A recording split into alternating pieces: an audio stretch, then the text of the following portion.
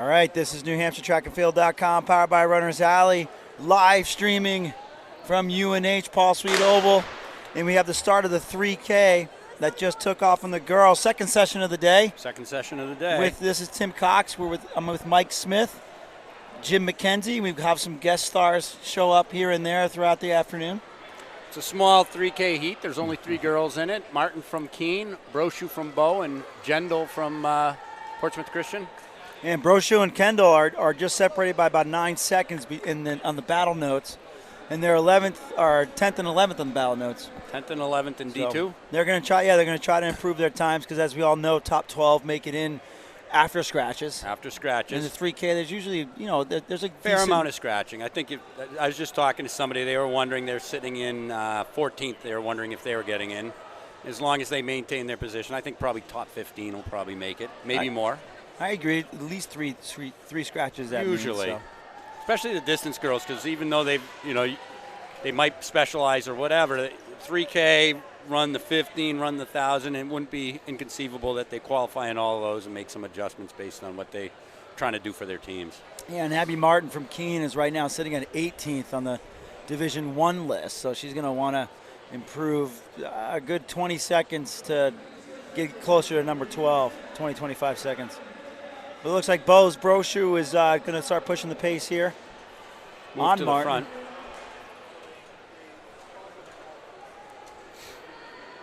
So it's all about these open qualifier meets are meant to get even more kids qualified or in better positions. They're meant to be a higher quality meet and a more competitive meet.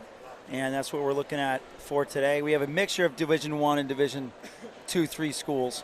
I hesitate to say 3 because there's only 2 divisions in indoor track. Exactly.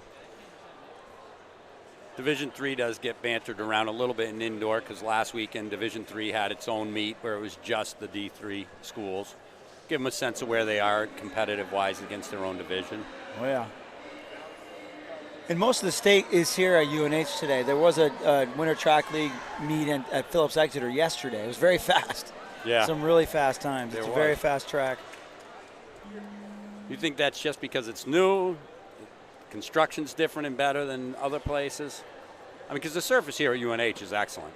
The surface is excellent. The banks, I think, are great. It's just it's a 160 track. 160 track, a lot of turns. I think for anything below 1,500, it's really tough, especially on your 300, because you're fighting to even stay in that lane one. Well, we just saw a collision actually in the 4x160 on the last meet because of exactly that. One guy was trying to go on the inside, and there's just so much force pushing you to the outside that the 2 people couldn't fit in there at the same time.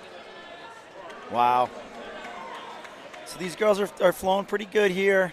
Yeah, we're looking at, they're going to be just over 3 minutes through the 800. So that's 11:20 pace for a 3K. So 11:20 pace is a good set, and if they continue to switch leads, that could lead them to all of them PRing big time. I mean, Jendel comes in with a season PR of 12:08. Brochu comes in a seasonal PR of 11:59 for a 3K, and right now they're on about 11:20 pace for 800. Yep. Likelihood is it's not going to speed up, but at the same time, if they keep it rolling, they can be right there. I mean, 11:20 pace would put them in contention for qualifying for states. So. Yep.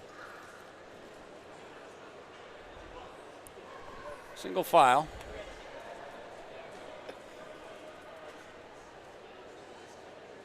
I would have liked to see more in the race, actually. This morning, the 3Ks were pretty competitive. They were very competitive on the guys' side. There's, 8, 9 on the girls' side and about 12 on the guys' side. It's pretty legit. It's hard to say because you just don't know what the makeup of the teams are and stuff like that, and it changes from year to year. And what do teams want to get accomplished on a day like today. Right. And then notice that, I mean, I think it's good that there's just a 3K this week and a 4x8s next week because I don't think anyone would run the 3K next week. I mean, unless the only people that you'd have running the 3Ks would be kids sitting on the bubble trying to get in. But then that's how are they going to get in if they're sitting on the bubble? Because nobody's going to be there to pull the what I really want to know is what's Landon Valancourt doing today for his menu of events. Is he ever going to kick a 3K hard? Not today. He's giving you a hard time because you don't end up in any of these prize. There was a prize 3K this morning with Aiden winning in what, 9:06, 9:07? something like that. What are you up to today?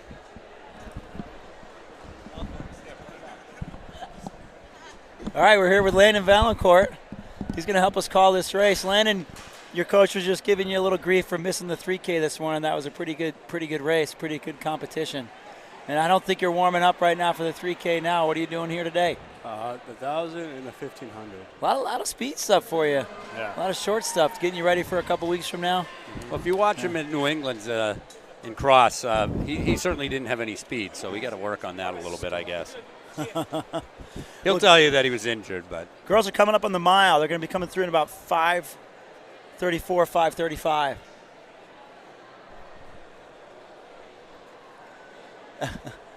So that's about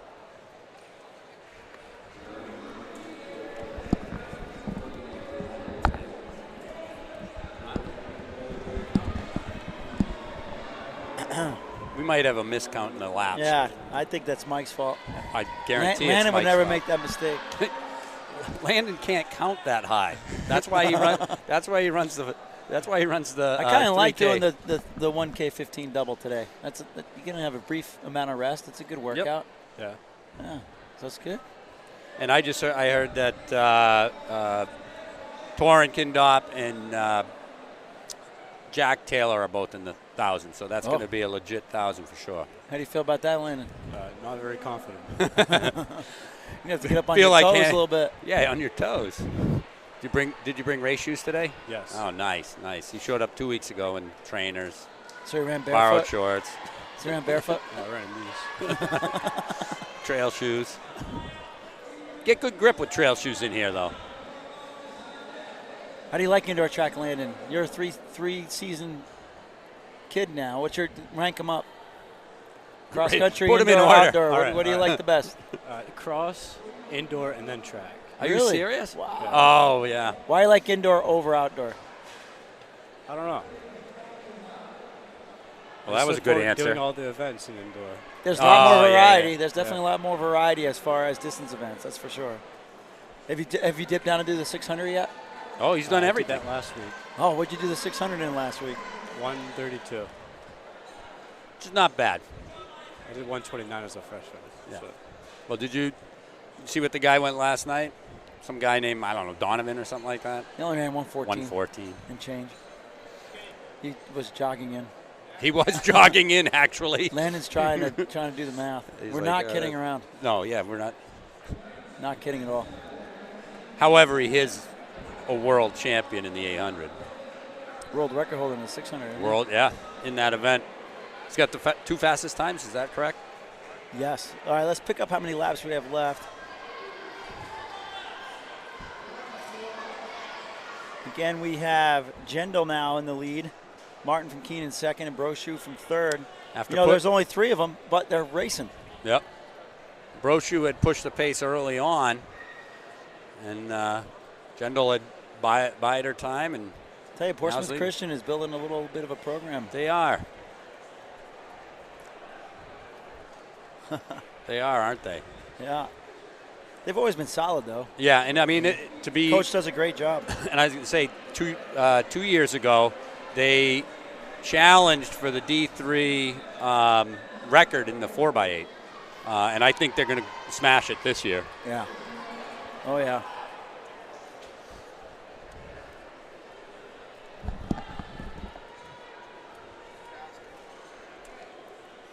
I'm looking for our track referee to give us the number of how many laps they have to go with the fingers, but I haven't seen that yet. Make it easier for us to figure out where they are in the race. When you're racing, do you really even notice when they put out how many laps are there? Yes. You do? Do you like it better when they show you with fingers or they put it up on the lap counter? Which is better? Fingers. The fingers. That's what I would say, too. I always have a problem because I have a tendency to put how many laps they've run, not how many laps they have left to go. I'm not good at counting down, I guess. Yeah. Did he just put up any fingers? No. He put up 4? 4 to go. All right, here we go. Who'd you get that from? Oh, Victoria. Maybe we need her in the broadcast booth. What do they call that? Color commentary? No, that's me. That's you, bub. All right. Did he All just right, give 3 him? to go. 3 to go. 3 to go. 3 to go. They should be well under 12. And you said she had a 12:08 entry rank? Yep. Jendal was at 12:08. Jendal. Especially if we see a kick here.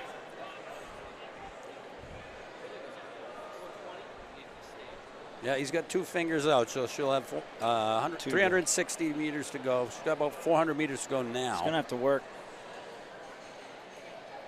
It looks like a relaxed stride right now, like 400 meters to go, or 300 meters. 2 to go. 320.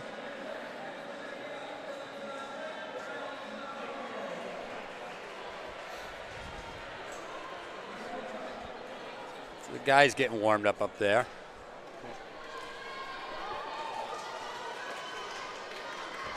She's in no jeopardy of being caught anyways. Landon, did you take any time off after NXR? Or did you just keep running? I started running again after NXR. That's right. You're a little banged up, right? You took a week off or something in between? It was like about a month off. A month off, yeah. That's why. So you just kept rolling. That's good. Last lap, here we go. 11:15. She could definitely go. She's going to PR by about 10, 15 seconds. Yeah, hopefully. She has gone to the arms and She's definitely opening up. picked up the cadence. Here comes Jendal.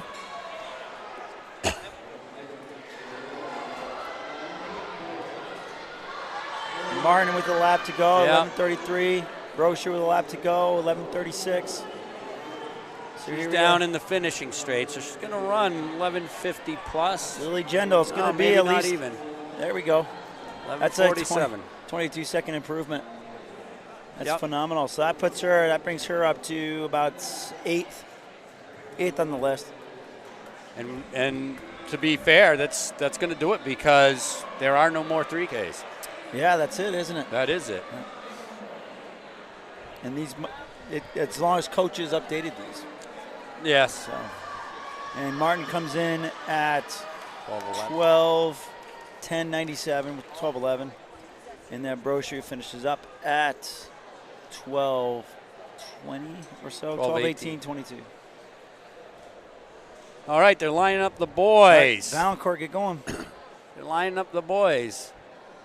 And I'm looking, they don't have the lineup up, but I can see it looks like Mr. Velasquez on the inside, Harrison Kim from Conval, Landon, would you Lassard like to be from in this Bow, one? Kotola, You would have liked to have been in from this one with Conval, Velasquez? Weber, Exeter, What do you think? Notebart, Pelham, Weinhold, Conant. What would you be thinking right now? I don't know. I'd probably be just pretty nervous. I don't really think that much. I know. I can vouch for that. I can vouch that he doesn't, and that's probably. So right now Velasquez is taking off. I would hazard to think you'd go right with him. Probably. Yeah, absolutely. You're not gonna lead the chase pack back where they are now. All right, without even a lap to go, he's already got 15 meters on the field.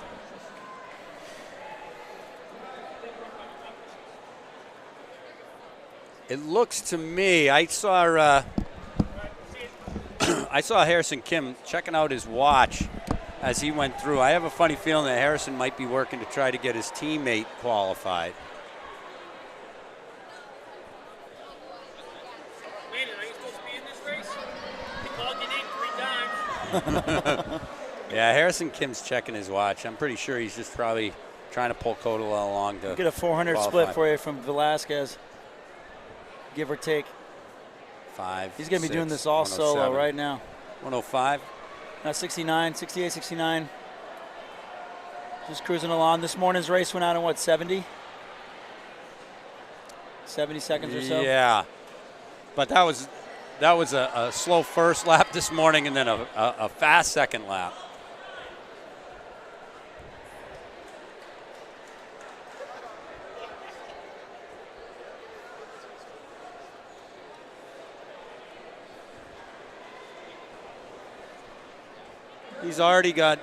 Velasquez already has about half a track on the field. He's going to be lapping people. He's just going to do this for a workout, I would think. He's got nobody with him. This is Weber from Exeter. He's a sophomore. He's an up-and-comer. Yeah, Harrison Kim, he definitely got looks like he's Lassard. pacing He's his definitely teammates. pacing. They've done that before. Lance had done that before with his He with has. athletes. Certainly did it in cross season last year with the Yeah. girls. Harrison's already in, so they're probably trying to get somebody else in. He might be coming back and doing something else. So Velasquez is going to be going through the 800. Going to be about 223. No, 220. 220 pace. So it's 70-second pace. So right now he's on 920 for 3,200, which is 840 for 840 and a few seconds for a 3K. On this track, that'll be something. According to Jim McKenzie, it's about a 9-second conversion from a 160 track, this 160 track, to a 200 meter. Would that be bank track, Jim, or flat? To BU. 9 seconds per lap. No, only if it's Jimmy.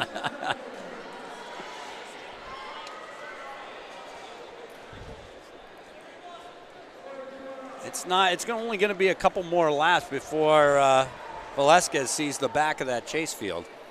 That could be helpful, but then sometimes lapping can get you into some traffic. No, he'll be. There's not enough people in this race. He'll be fine. So And they're strung out. He was 220 through the 800, so to keep the 70-second pace, he had to be 330 through the 1200. Kind of digging those uniforms. And Weber leads the chase pack. We'll see if But he Kim had hangs. a bit bigger lead. All right, so he's slowed to about a 74, 73, 74 for that 400. So 334, so 73, 74. It's kind of hard to get going on your own, like a Absolutely. solo time trial. Landon, you've done that a couple times, haven't you, this year? Yeah, pretty much every time. How do the lap runners help you out? Did they help you or hinder you? Well, last week I had a guy from Epping that tried to race me, and I was slapping Yeah. him for the third time, and he wouldn't let me by. So. That was kind of funny to watch.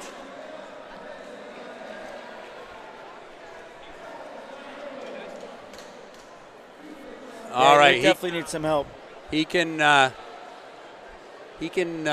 see the back of that chase field when he's on the straightaway. So I would think that will work to his advantage. Okay, so he's going to be coming up on the mile here pretty quick. We'll give you a split on Weber through with Exeter too, where he's at the mile. It's really 1,600, but Yeah.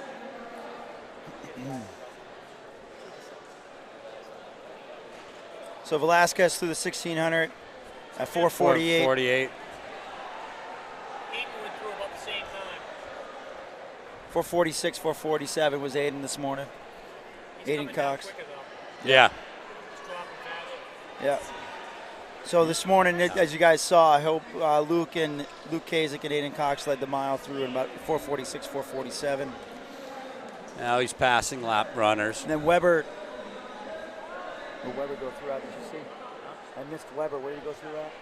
No. So right now we're at 520 through the What about- mile. Yeah, estimating back, it would have been about 5:05 maybe. Yeah. Now he's on a train. We got Kim. We got Lassard, Catula, and Weber in a nice pack of 4.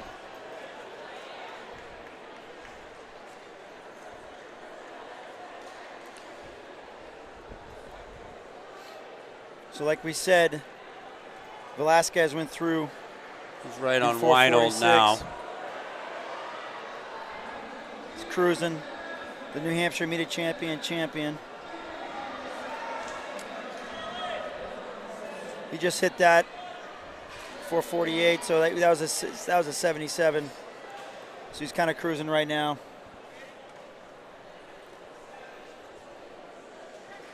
It does get tough. Yeah, I was going to say he looks pretty good, but actually that chase pack, the guys look smoother than him right now. Yeah. 909. Yeah. He's doing this. Yeah. See it? Yeah. See how the arms are? Not coming forward. Velasquez is working on a lap in the field. Be interesting to see because Kim has now dropped the guy that he was pacing. Yeah. I think he's trying to keep consistent. I think everybody else is falling off. It'd be interesting to see if Kim recognizes he can't do these guys any more help and tries to make sure that he doesn't get lapped. And I think he's made that decision. Yeah, he's gone. Kim's somebody that could surprise in D2s too. He's been on a steady improvement curve year after year after year. All right, so Velasquez just dropped down to a 72. Just picked it up a little bit. He's picking up lap runners. Yeah, I think that helps. Pretty good. And again, they've been single file, so it hasn't caused any real problems in passing. He's moving at a fast enough rate that he slides by. He's going to come up with 3 to go here. 7:42 with 3 to go. Just for fun, we'll compare it to this morning. And you know what? He will actually luck out if Harrison is now rolling on his own. Yeah, I agree. Because he won't just catch him as he's been catching everybody else. You'll have to chase longer and just give him something to think about. I agree. Kim looks good. Does. Smooth. He's going to be somebody in D2 to look at, too. I think so. 2 to go. Or is it 1 to go? 1 to go? 2 to go. 2 to go. 2 to go. 3 to go for Weber and Lassard. And I'm hoping that Harrison Kim's coach just gives him the green light, tells him get rolling. Velasquez's best this year is 9:01. He did that at Dartmouth Relays. That was pretty legit time. All right, so 2 to go Velasquez for Kim. with 1 to go. 8:44. See if he opens it up at all. Definitely looks very comfortable. And Kim's not interested in really racing. He's opened up the inside lane for him. That's good. That's headsy. But Kim's in trainers, and he doesn't even look like he's going hard. No.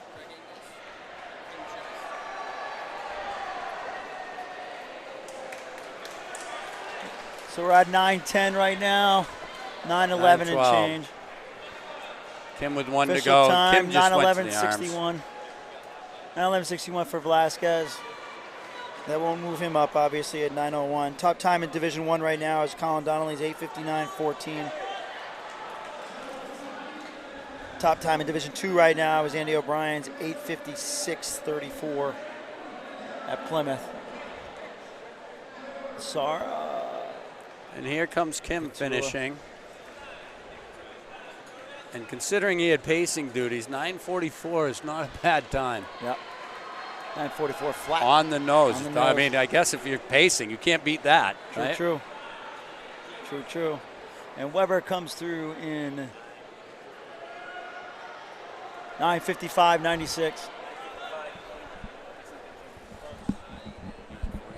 They did 9:53 earlier in the year.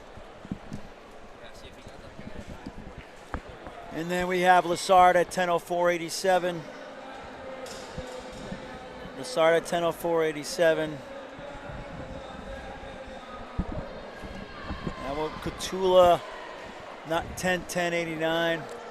Notabart from Pelham 10:13.63.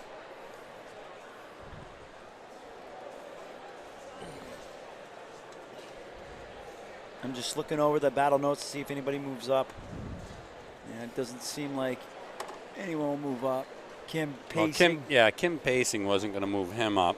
I'm not familiar with Weber or Lassard as far as their Lassard 3Ks moves and up. stuff. Lassard moves up. No, I'm sorry, he does not. He ran really fast earlier on, or last week, 9:33. So there you have it, Jimmy. What do you think? I think he ran a solid first half, and then he kind of. What happens is when you're not battling with someone, you get on to the next group, and then you latch on to their pace for a little while. A couple laps, they just stayed right on, guys. He should have just went around. Yeah. You got to be ripping the whole time, especially when you're lapping runners, and because you not only you have to go around them, so that takes up a little bit of real estate, right? And so you got to really keep whipping around them. You don't want to stay with them. No. All right, in Section 1 of the girls' seated hurdles, we got LeBrun of Exeter, Ramsey of Guilford, Snyder of Epping, LaChapelle of Sanborn, Emmett of Winnacunnet, and Heon of Spalding.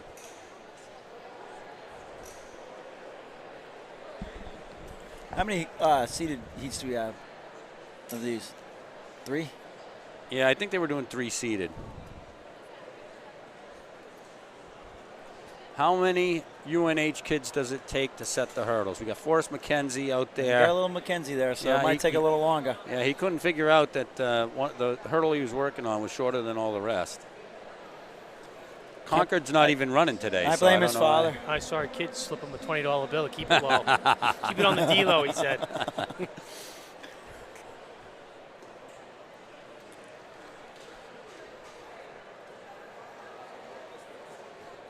So here's the kicker of it. I need my glasses to be able to read these. Yeah, you want these? Yeah, try these ones. I think I might. I got some have sunglasses in my I bought them. backpack. All right, now I feel as old as Mike and Jimmy. You got about the same hair that we do. Oh, no, I'm wearing a hat. Eventually, you'll give that up.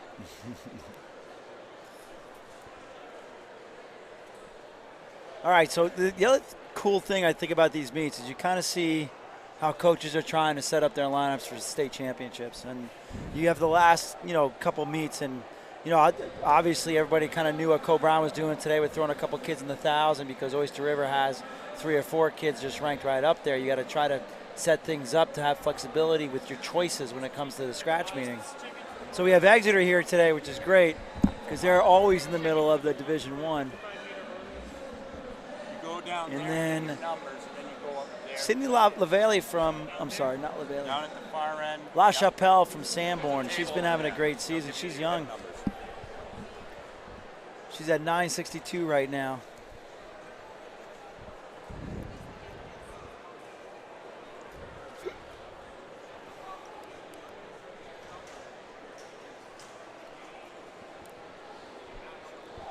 They're in the block, and off they go. LeBron's ranked 18th in D1.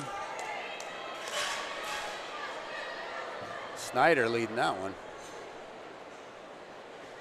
From Epping. Mm-hmm. 946. She has a 941 PR, season best. La Chapelle 960. And that's a PR for her this season.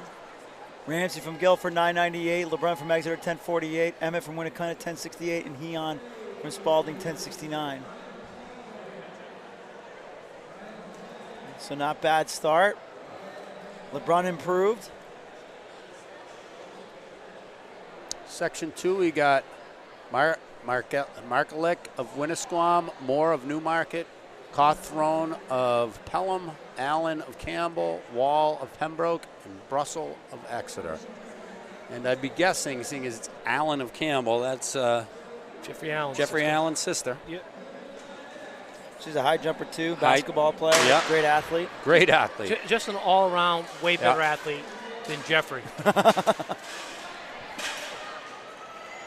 I was talking to Jeffrey's dad earlier. I guess took that heat. I guess he's been doing a lot of skate, and I said, I was thinking to myself, maybe that's something that she can't do. Oh, he's trying to find something she can't do. Allen first, 984. Cawthorn, Pelham, 1006. Moore, Newmarket, 1033. Wall from Pembroke, 1060. Markellick from Winnisquam, 1082. And then Bustle from Exeter, 1097. Pretty sure I said Brussel and you said Bustle. It's Bustle. I know. I'm wearing my glasses now. I can tell. Who do we got in this one, Mike? We got Capizzuto of Winnicott, Syed of Belmont, McAleer of Exeter, LaValle of Exeter, Watson of Fall Mountain, and White of Pembroke. White of Pembroke. Now, that's a name I can read. So McAleer from Exeter and LaValle from Exeter, 919, 971, both third and fifth. They're expected to score big points there if they have a shot at Bishop Girton. They did last year. I remember that. And Bishop Girton, girls, even though Caroline Fisher is not racing this season, they can be considered a big favorite. Oh, there we go. What a program. McAleer is way out front in this one. What a program they're putting together at Exeter. McAleer first, 918. That takes 1/100th of a second off her time. Syed from Belmont, 999. LaValle from Exeter, 1007. White, Pembroke, 1043. Capizzuto, Winnicott, 1058. And Watson from Fall Mountain, 1070. So, I mean, the hurdles can be so inconsistent, too. If you clip a hurdle, you don't have much time to recover. Don't have much time at all. just never know what can happen. That's why we get so excited over the state championships, because even though on paper somebody might have a big All right, in our last cushion, heat pair, it's unseeded Creer from section. Pelham and Sanderson of Guilford.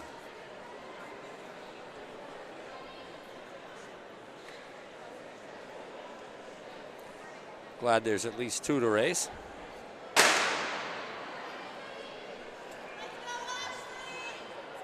Well, pretty even, tight, too. yeah. Sanderson of Guilford was out to an early start, but looked like Creer was building steam. Sanderson 1054, Creer from Pelham 1067.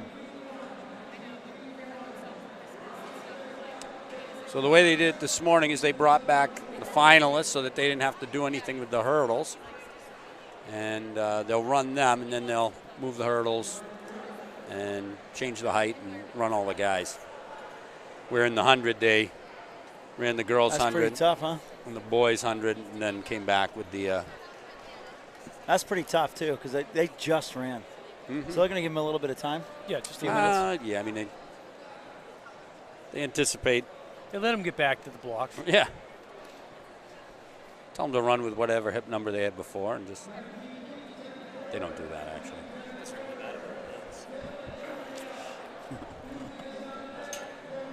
Doesn't. So it looks like in our championship section, we've got Ramsey of Guilford, Allen of Campbell, McAleer of Exeter, Snyder of Epping, La Chapelle of Sanborn, and Syed of Belmont. Who you got? I would say McAleer. Yeah, it'd be pretty tough to, after watching her just smoke everybody in that last heat, it'd be pretty hard to root against her. Belle Snyder has the 6th fastest time in D2, so she'd be the D2 threat. But she has a full half second. And in 55 hurdles, a half second's a lot. It is. La Chapelle from Sanborn. I think the battle's for second with La Chapelle and Snyder.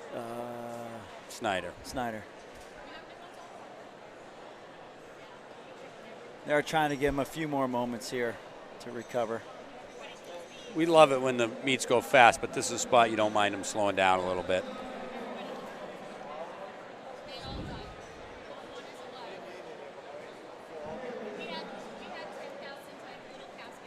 The white flag. I believe last night at the Terrier Classic, Rick Berryman was telling me that they did 42 heats at 230 minutes. 33 minutes. 33 is what he told me. Jeez, that's awesome. He said he never once looked down at the track. They had 14 heats of the mile last night. 14 heats of the mile. 3 heats of the 5,000. Again, McAleer out front. Looks like Tori Allen in second. Tori Allen looks like he's going to have a good one. Yeah. 9:09. Nice.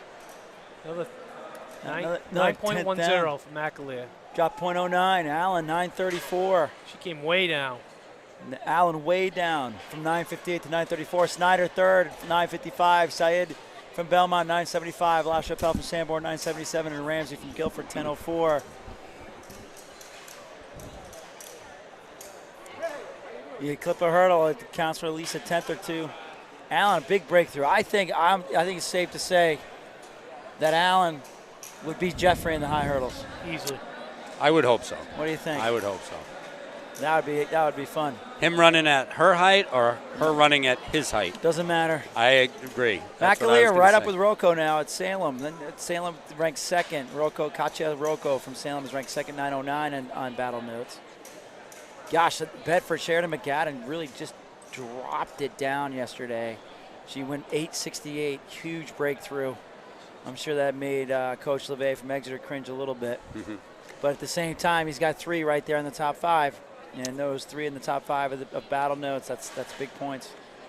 All right, in the boys, section 1, we got Lennox of Keene, Dupuis of Pembroke, Sutton of Spalding, Galvin of Bishop Brady, and Hanson of Winnicott.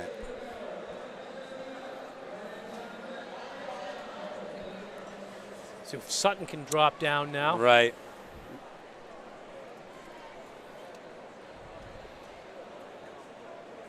Last year, he really a good year.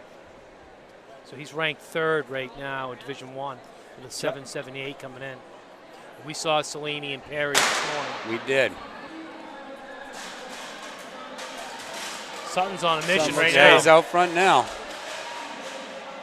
This could Look get good. pretty good because I would imagine Pelham's here, so John Ellie should be here, the Dartmouth Relays champion. Spalding 808, Sutton 808, Dupuy, Pembroke 866, Galvin 3rd, Bishop Brady 871, Hanson Winnicott was 4th, 980, and Lennox from Keene was 5th and 1261. So Sutton lays down in the 808. No spikes in hurdling. That could also slow you down on this track. So we'll see if Ellie's in this second one or the 3rd heat. It's Eli, I'm sorry. It's Eli. That's how he pronounces his name.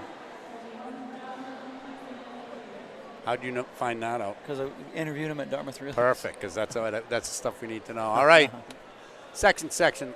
La Montagne of Lebanon, the Entremont of Winnicott, Martel of Newport, Lord of Fall Mountain, Marden of Pembroke. Now, Newport's putting together quite Oh, my Lord, yeah. Yeah, they have a good quite a team this sprint year. crew, huh? Yeah. I don't know how many times we've seen like they had 3 kids on the team. Now they've got a team that could threaten for D2 in the 200, right? 4x2, I mean. We got an open lane in lane. The Lovely brothers, right? Yeah, Jagger, PJ and Ryder, Jagger. Lovely. Lane 3 is open. We don't see Newport on there. No. Right now, Fall Mountain's winning Winnicott. Sounds like it's a wood chopper special there in Yeah. lane 3. Good call, good call. Detremont from Winnicott first in 8:55. Lord from Fall Mountain second, 8:58. Martin from Pembroke third, 9:42. La Montagne from Lebanon fourth, 10:53. Martel did not start that heat. So that was almost a Shane half a was second second. slower than Spalding. I think So no Eli this week, looks like. No. huh? All right, seeded section 3, Hayes from Kennett, Poulin of Exeter, Holland of Keene, and Lambert of Winnicott. and no Eli. I mean, they could be working speed. He could be doing the 55. He could be doing the 300. You know, Pelham has put together a pretty decent squad also. They might be looking to make some noise as a team. So maybe experimenting with a few things here and there this week. Yeah, but if you got a hurdler, they got a hurdle. It's not, I mean, there's only so much you can do in your cafeteria and stuff. This Lambert kid's one of their distance runners on the cross-country team. Oh, really? Matt Lambert, yeah. For Winnicott. Wow. Holland to Keene. Wow.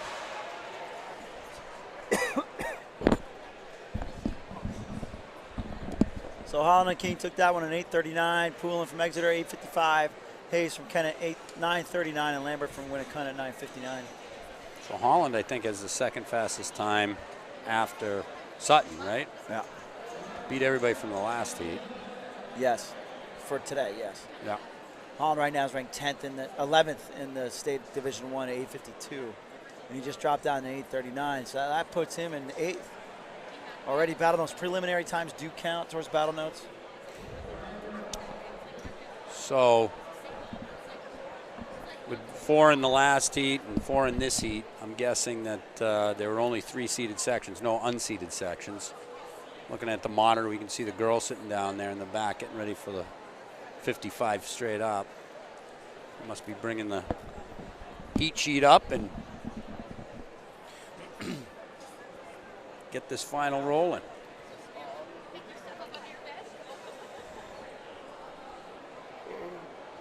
Who we got in the final, Mike? We got Lord from Fall Mountain, De Etremont of Winnicott, Sutton of Spalding, Holland of Keene, Poulin of Exeter, and Dupuy of Pembroke.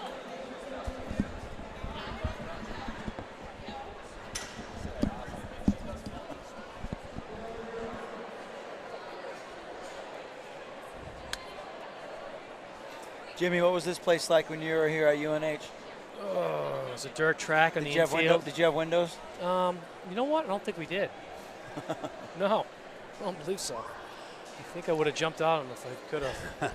Not allowed to see the light. It was not good. The bankings were up to your chest. They were probably 4 feet high. Wow. It wasn't It wasn't pretty. So this is way better. So when I hear people complain about this, Yeah. I'm like, for real? When I say a dirt track, this was basically, we called it the Dust Bowl. And there was still quality times that came out of here. And Thing is, in the end, it's racing. hey, Norm Kennedy ran an 8:44 and a 4:04 in the state championship here. Wow. And that was a state record for quite a while. So think about the 8:44 in here. Yeah. Well, correct me if I'm wrong, but the one year, I don't know, what is it, 2014 maybe, when the meet was postponed because of snow at Dartmouth, we had it here at UNH. And Hannah Parker and Megan Duty ran state records 2:49 and 1,000. So both of them broke the state record. Megan Duty's obviously credited with it because she won, but they were both 2:49, and they did it here on this track. Right. So I've always thought that you could run fast races here. You just got to be mentally If you let it get to your head, that's why you run slower. So they're in the blocks for the final here today. Who do you guys got? I see. I think you got to go with Sutton. Oh, And yeah. Sutton is way out front. Gone. 7.92. He's pretty technically sound right Yeah. there, huh? He looked good. So 790 for Sutton. He's run a 778 down in Boston at Reggie. And then Holland was second from Keenan, 835. And that, again, brings him right up with tied for seventh now with Merrimack's Heiser. Third was Dupuis from Pembroke, 861. Fourth was Poulin from Exeter, 862. Fifth was D'Entremont from Winnacunnet, 862. And then Lord from Fall Mountain was sixth at 864. I like how you put that little French accent on I don't know. D'Entremont. Sometimes you just got to rattle them off and hope for the best. Exactly. I had to announce one time with the Athananopolis girls. Nick Anathopoulos. Yeah, and they were winning everything in sight, so I had to say their name, I don't know, a dozen times. I think I said it differently every single time. So we're moving on to the dashes. I feel like this is a little bit of a smaller meet than this morning. All right. For the seeded heat, we've got Bustle of Exeter, Chiricella of Monadnock, Lavelle of Exeter, Winslow of Belmont, McFarland of Exeter, and Atkins of Keene. And I'm sure I got Chiricella right because her dad teaches art at our middle school. So top time this year in New Hampshire is Ella McLean, 7:43.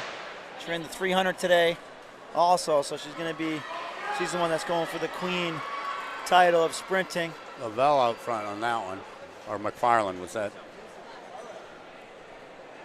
I think it's McFarland, right? Yeah, I think it was too.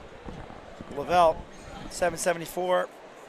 Well, Chiricella from Monadnock was second in 8:04. Winslow Belmont 8:05. Bustle Exeter 8:08. McFarland Exeter 8:13. And Atkins from Keene 8:18. second, third, and fourth. That's pretty tight. 4 seconds.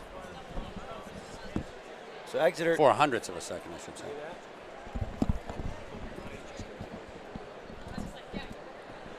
All right, in the second heat, we got Egabrod of Fall Mountain, Neal of Exeter, Snyder of Epping, Smoker of Plymouth, Fraser of Guilford, and Edgren of Belmont.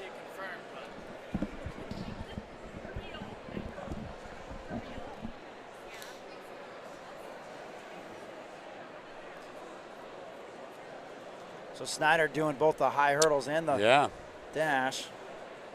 Got a red flag here for a second. Waiting on the timing. Can't say that very often.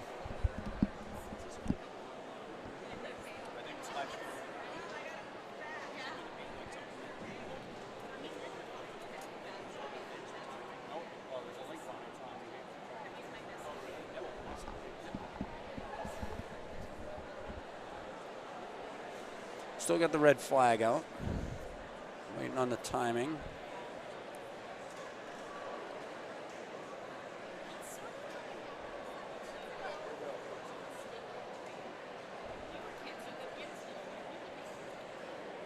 Girls look like they're ready to run anyways.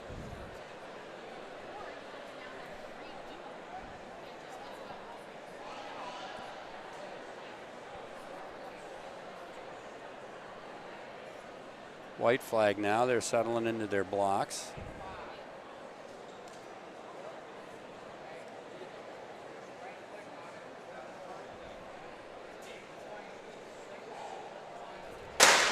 Here we go.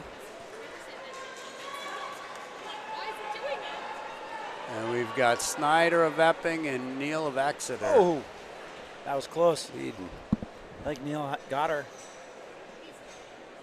Yeah, it was Neal Exeter 784. Snyder from Epping 785. Smoker from Plymouth. She's a solid dasher 799. Frazier of the famous Fraziers from Guilford 805. Just happened. Igabro from Falmouth 808. Edrin from Belmont 8 and some change. Section 3 of the seeded. We've got Rondo of Pembroke, Frazier of Guilford. Kunz of Exeter, Carpenter of Kingswood, Menard of Sanborn, and O'Connor of Keene. How do you say that? Cunys. Well, if it's not Cunys, I just said it 4 times the wrong way. Should say anybody that's we're pronouncing their names incorrectly should just let the website know so we can fix it. We apologize. Just call Mike Smith. I'm going to say his number in a second. You can, just don't call after 7:30 because I'll be asleep. I know, last night was late getting back from the Reggie.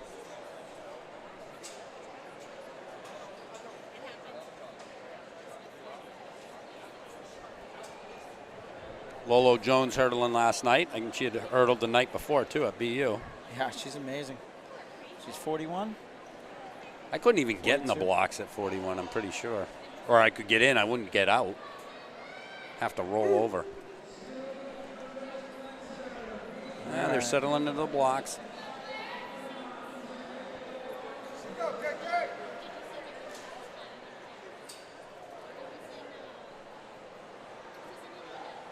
I hope Cunys of Exeter's our winner so I can say the name some more. Good start. Looks like Carpenter from Kingswood. No. And that would be Cunys. Yep, Cunys. From Exeter. I think it's Coonies. What? Coonies from Exeter 783. Carpenter Kingswood 791. Third place is Frazier from Guilford 799. Rondo from Pembroke 806. O'Connor from Keene 813. And Menard from Sanborn 829.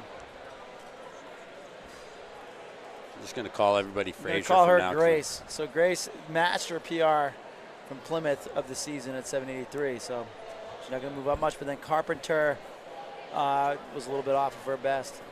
And we'll see what they do back in the finals. All right, in the unseeded heat, we got Hemmerdinger, Medor. No, let me say that one. Hemmerdinger? Hemmerdinger. Of Pelham. That's a good one. Medor of Newmarket. How about this one? Mangiafico. It's like Magnifico of Campbell. Mangiafico. Day. Mangiafico. Sound the next one out. Day? Day. And she's from Belmont.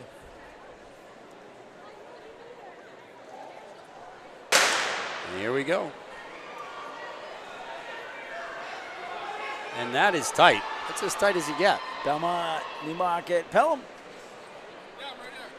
That was a Hemmerdinger. Hemmerdinger. 809. We should have known. Medora, Newmarket was second in 812. Day from Belmont was third in 818. And Mangiafico from Campbell was 828. Mangiafico. We apologize if we're saying these wrong. I guarantee we're saying that one wrong. I don't know, man. You think so? Mangiafico? All right, the boys are getting set up in their blocks.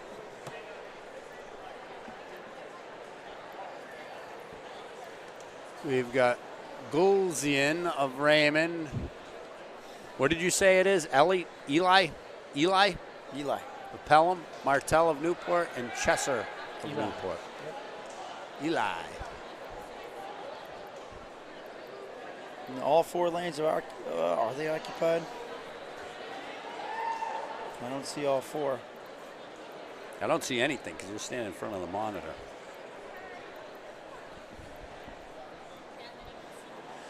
You have such broad shoulders that I can't see what's on the monitor.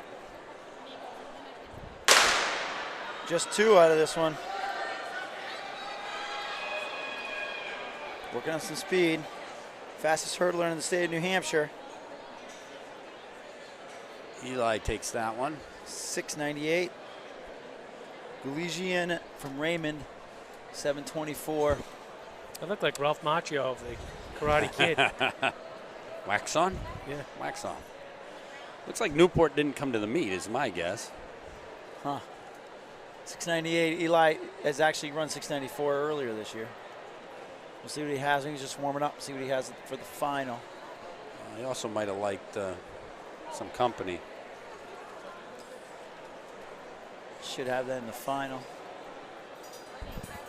Yes, he should. Just getting started here. All right. First of our open qualifier meets. Go ahead. Hill from Kennett, May from Pembroke, Sutton from Spalding, and Mathau from Belmont.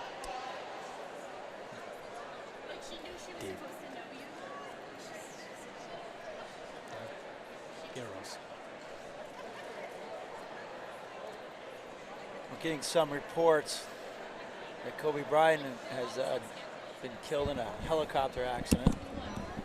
We're looking on our phones now to see. But if you haven't, check your phones. That would be a tragedy. It's like the Sutton brothers. Yep. Oh. We'll find out here in a minute. 688. Adrian Sutton, 688. His brother Sutton, 705. Trying to look for a first name. I think it's Chandler. He's run 702 earlier this year. May from Pembroke, 706. Hill from Kennett, 714. And Matu. I don't know. I think I said Belmont, Mathau. 744. All right, Section 3, we got Bossman of Portsmouth Christian, Tickner from Lebanon, Sean Lauber from White Mountains. Love Holland. Sean Lauber. Yep. Holland from Keene, and Casey from Exeter. He jumps, he sprints. Pole vault. Oh, is he pole vault or is that their other guy? Just saying, he does a little bit of everything. It's pretty amazing. He helps a lot. Sounds like it should be a beer company. Sean Lauber. German.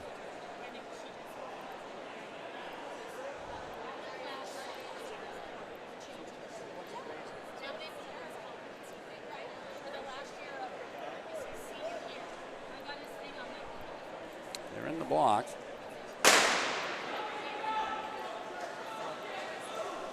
Sean Lauber leading. It's going to be Sean Lauber on the lean.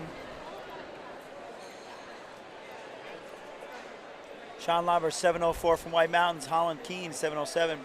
Case from Exeter, 720. Tickner from Lebanon, 722. And Bossman from Portsmouth Christian. Yeah, it didn't start. I was going to say I didn't think there were 5 guys in that. Sean Lauber has the best time of the year at 779 at Dartmouth. Probably with spikes. 679? 679. Did I say 779? Yeah, I say. 679. If that's the case, you ran really good today.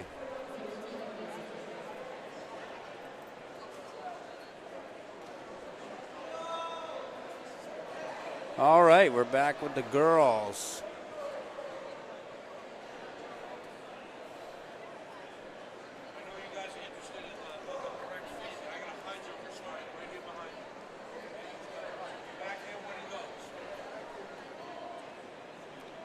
There we go in the girls' dash finals. We got Carpenter from Kingswood, Neal from Exeter, Lavelle of Exeter, Cunez of Exeter, Snyder of Epping, and Smoker of Plymouth. I think I might have said Exeter.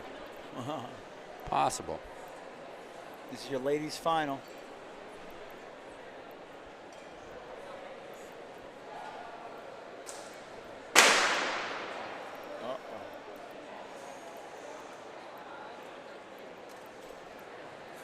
Not sure what that was. I think he was checking his gun.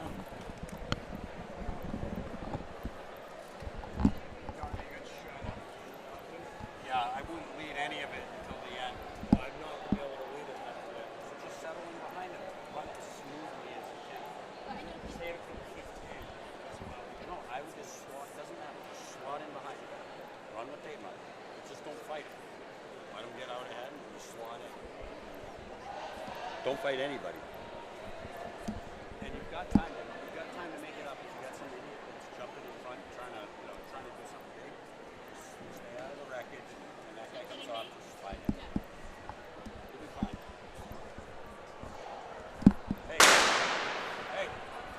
go. They're out. Exeter once again 3 in the final. And Exeter, did they go 1-2-3? They might have went 1-2-3. Definitely 1-2. Exeter LaValle 769. Cunya's 773. Neal Exeter 780. They went 1-2-3. 1-2-3. Snyder Epping 788. Carpenter from Kingswood. Or Smoker from Plymouth 797. And then Carpenter from Kingswood 797 as well. That was a dead heat of them. 769 is her best, LaValle's best. Still leaves her in third for D1. Kuniz 773 brings her down to tied for fifth in D1. So they made some headway there. Should be a good race here. Yeah, And all right. Neal moved down too. All right, in the boys, we've got Moved up, I May should from say. Pembroke, Sean Lauber from White Mountain, Sutton from Spalding, Eli from Pelham, Sutton from Spalding, and Holland from Keene. So 2 Suttons, Eli and a Sean Lauber. And they're all hanging out in May, planning to go to Holland. Got that joke. Yep.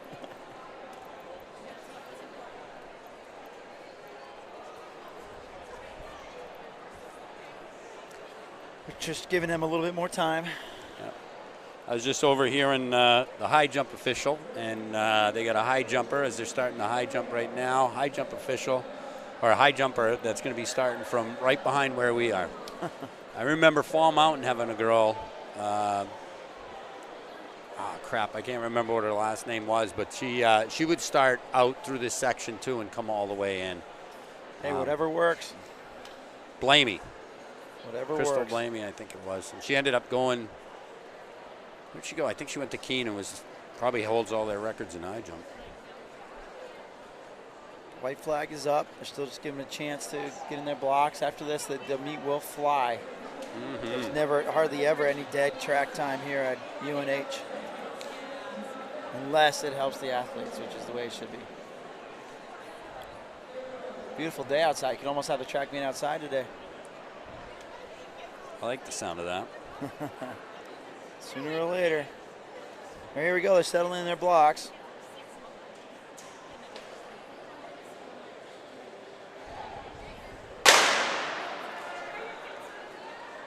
Sutton with the early lead. Sutton with the early lead. Here comes Eli. Here comes Eli, but no, it'll be Sutton. Adrian Sutton. 684 maybe. Let's see what the official is. 682. Adrian Sutton. Eli from Pelham, 696. Third was May from Pembroke, 703. Fourth, Chandler Sutton, 704. Sean Lauber from White Mountain, 708. And then Holland from Keene That's pretty tight for the final. was 714. So Sutton, 682. Keeps him right about where he started the day. So now we're going to go to the 1,000. Girls 1,000 coming up. There was only one heat earlier in the day. I'm not sure if that's the same. Top time in D1 is from Fiona Doherty from Bishop Girton. 3 flat 56. And D2's top time is Maya Doobie, 306.81 right now. We'll see who's lining up here in a moment. Portsmouth Christian, Liza Corso is second if she's racing today, 307 in D2. Yeah, Her I teammate can't see Brianna that. Malone, 308.94. They're also here. Key Michaela Rano has a Looks like 304.3. Brianna Malone has got the one hip on from what I'm looking down the track. So if she does, that means everybody else is Yep. 308 or slower.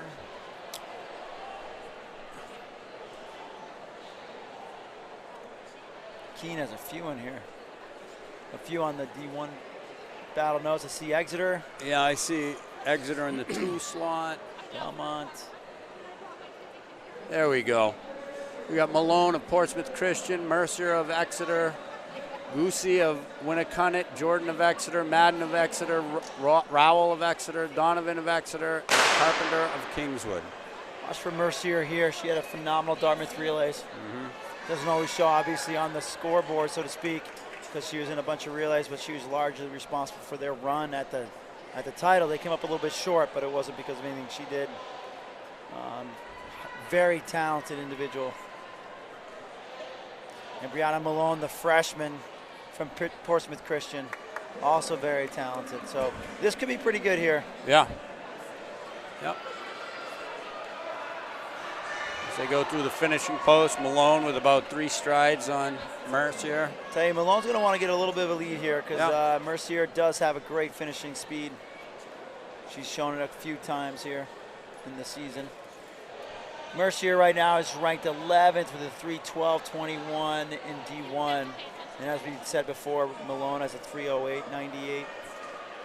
So it looks like Mercier, who's a junior, is content with allowing Malone, the freshman, to set the pace. They both look comfortable at the moment. They're coming up on the 400. They went through in about 73.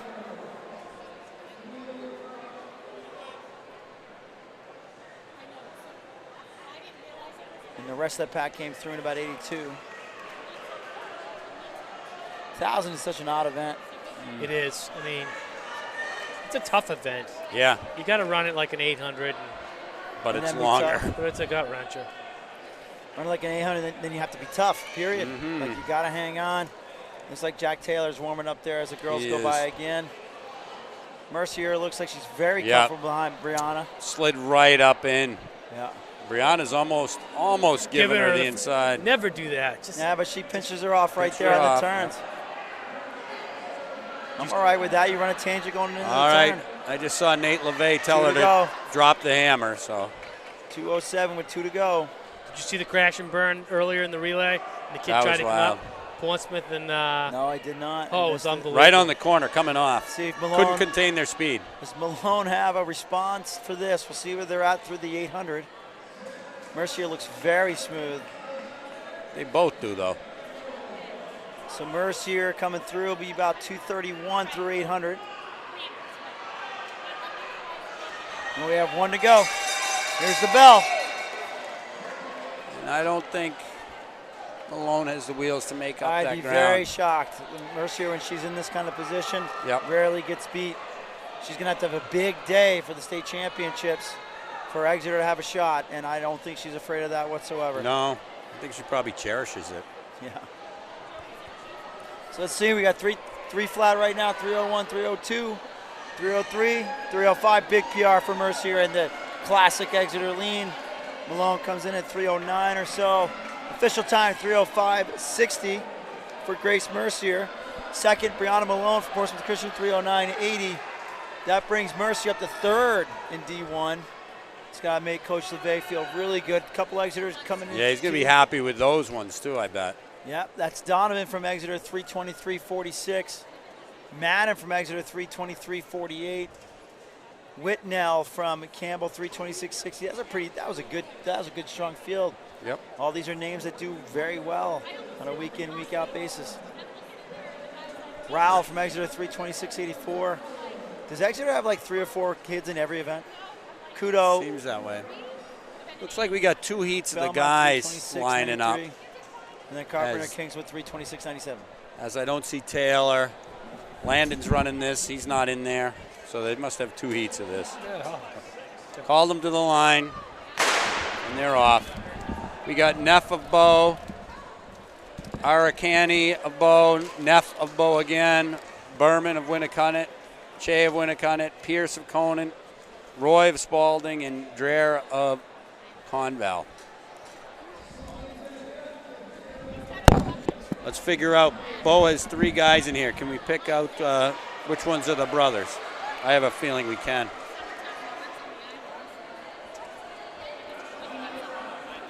I would say it's second and third place, if you ask me.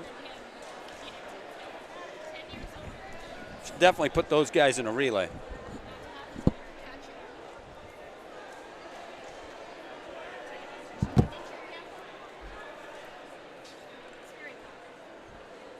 So it looks like we got Eric Hanley in the lead. his teammates in hot pursuit. Back to Exeter, they got options. When you have depth like that, with that many 1K kids, and he's got the same sort of stable of runners for 600 and 400. Do a lot of damage. Relays. You could almost save Mercier to be fresh off the 4x8 and run relays at the end, like an individual event, and be fresh for the relays at the end. That's a lot of great options there.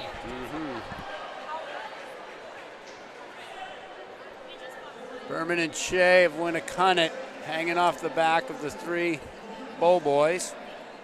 Then there's a gap back to Dreher of Conval.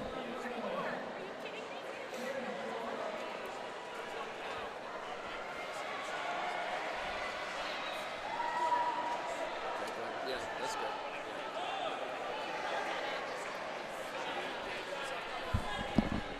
good. 2 laps to go.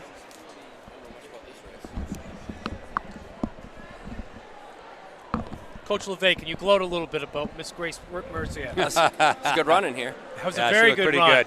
Very good run. Tactically sound. I think those others give you a lot of options. Yeah. No, they're all. We're gonna have to go after that. Figure that 4x8 one this out. year. Yeah. So did you tell her when to go? Because we were. Well, she fell asleep one lap in there. She had a 32.5 in the middle there, and that's where she was kind of snoozing. She would have maybe made a run at 3 minutes. But No, nothing wrong with that. plenty of season left. That was good. All right, the Neff boys trying to go around teammate Eric Hanley. Looks like they might. One of the Winnicott boys coming up on them.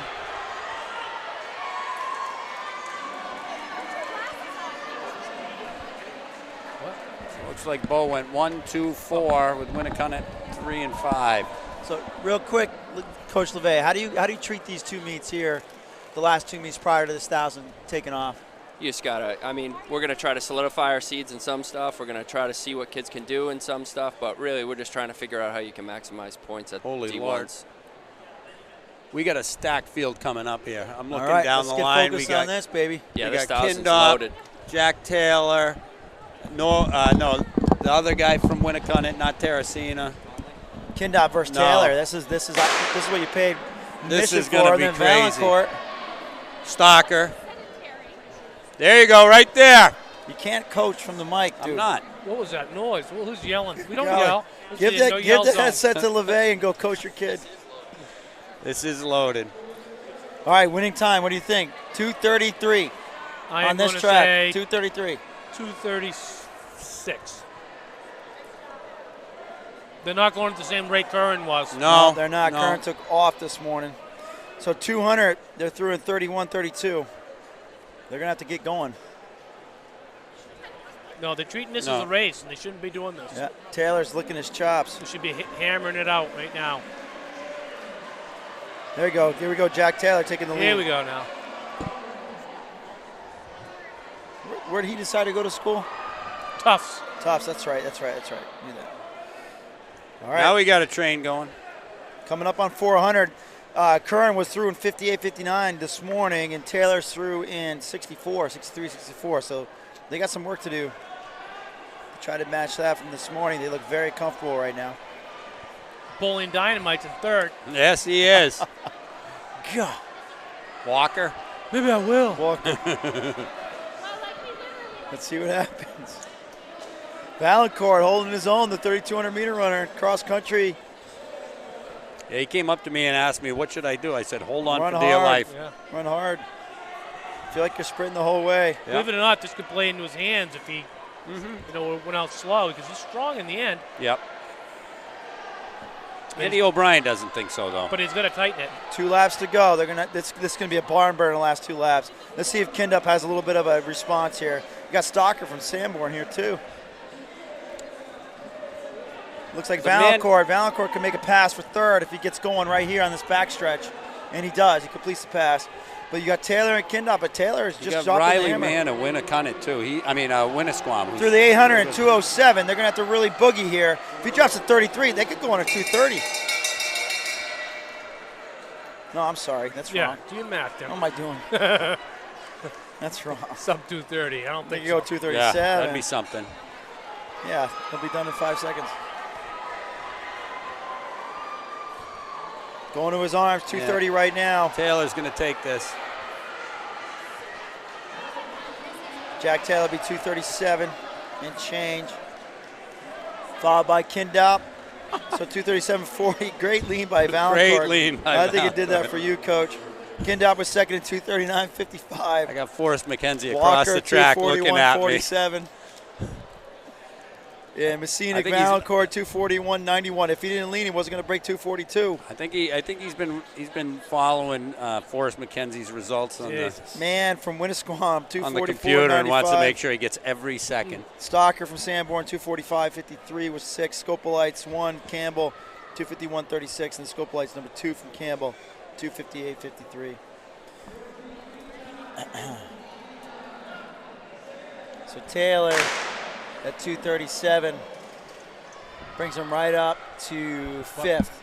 Kindop already had the fastest time in D1, but that was eclipsed by Curran this morning. So, yeah. Valancourt. All right, we get the girls rolling. Burr from Keene, Lennox from Winnicott, Nelson from Kingswood, Sutherland from Plymouth, Vaccaro from Portsmouth Christian, and Gill from Pembroke. We've got Lennox in the lead. Big lead right now.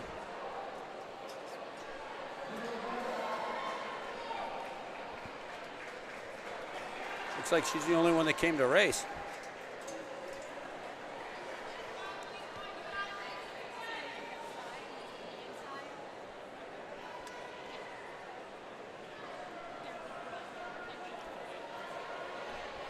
Already on the 600s. We're flying. We are flying.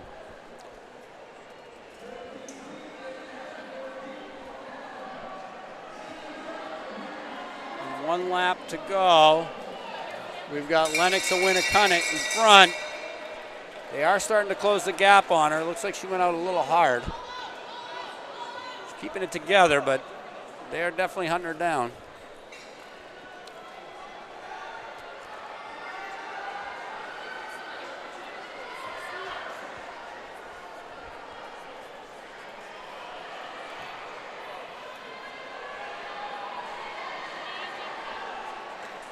She's being chased down by Kingswood.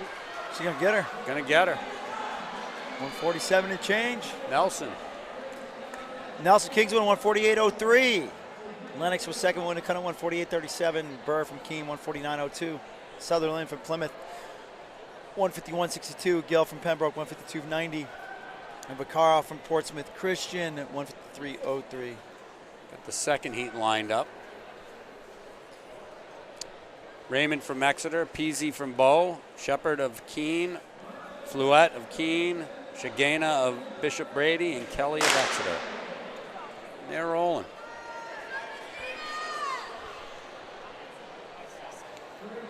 Again, look at Kennick. It's a little tighter. Exeter.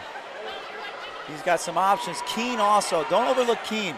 No, they got some Bill really Derry good at girls. Keene has done a great job with this middle distance crew. They're 4x8. It's gonna be a force to be reckoned with at divisions and beyond. And he's got depth. So now you're seeing part of that depth too. 2 Exeter out front.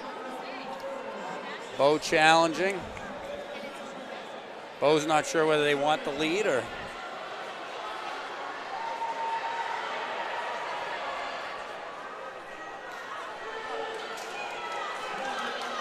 Raymond's in the lead with Pizzy of Bow right on her shoulder.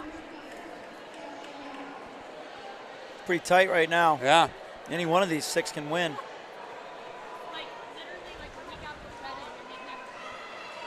Raymond from Exeter looks good, but then you got Keene. Just went around. Is that Shepherd? Just went around. And the other Keene teammate is going to try to follow way on lane 3 on the turn. But you got Bo. Bo trying to upset the Exeter Keene party. Pizzy. Pizzy, then Shepherd. This will be the last heat of the girls 600, so this is for all the marbles today.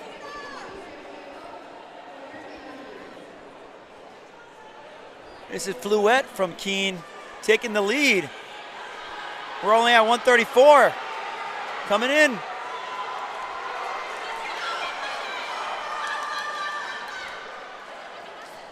And Fluette from Keene's going to take it.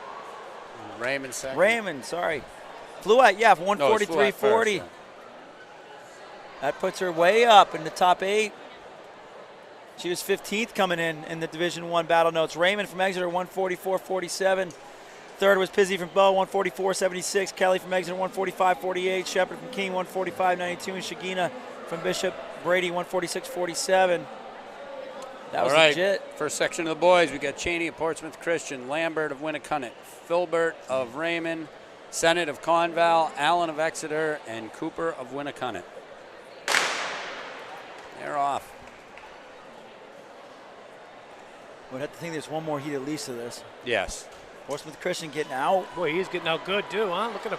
Cheney. Wonder if he's rolling. Yep. Is he a paid rabbit? Kind of looked that way, but. He holds this, that'll be tremendous. Yeah. He's through the first 200. 28. 56 second pace for 400. And 123 pace for 600. Let's see if he can hold it. His turnover is definitely there. See if he can hang on. Looks like there's another. Lambert and a crew of 3 are coming. Mm-hmm. He's already going to the grimace. He And refocuses. the karate chop hands. 59 through the 400. 59 and change to the 400. 1 to go. Can he lead gun to tape? Can these Kid guys from Exeter bring it look back? pretty good going through. Can Cheney take it gun to tape? He's going to have Philibert from Raymond coming Piano up on his just shoulder. dropped. I saw the piano. Oh. And It's Exeter's dropped Allen hard. also going by. Exeter Can might have Philibert left from a Raymond close the little deal? bit too Here comes late. Exeter up on the inside. He's going to take it. Nope. It's going to be Philibert from Raymond winning that one. First section, 600, 133.19. Allen from Exeter, 133.46. Cheney from Portsmouth Christian was third, 134.44. Cooper from Winnicunnet, 136.76. Lambert from Winnicunnet, 137.13. And Sennett from Conval, 138.71. Well, he set it up to be a good race. The slow heat. Here we go. Sartini of Keene, Ryan of Monadnock, Dufault of Pelham, Vitello of Conant, and Parker of Winnicunnet. This kid Vitello from Conant plays on their soccer team, also double dutied in cross country and has a mean last lap. Sartini from Keene, part of their tradition now too. Mm-hmm. Looks like another Kindop. Yeah.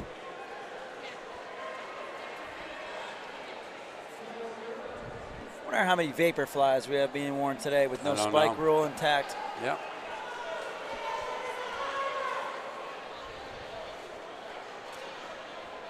Harry Ryan of Monadnock's pretty legit too.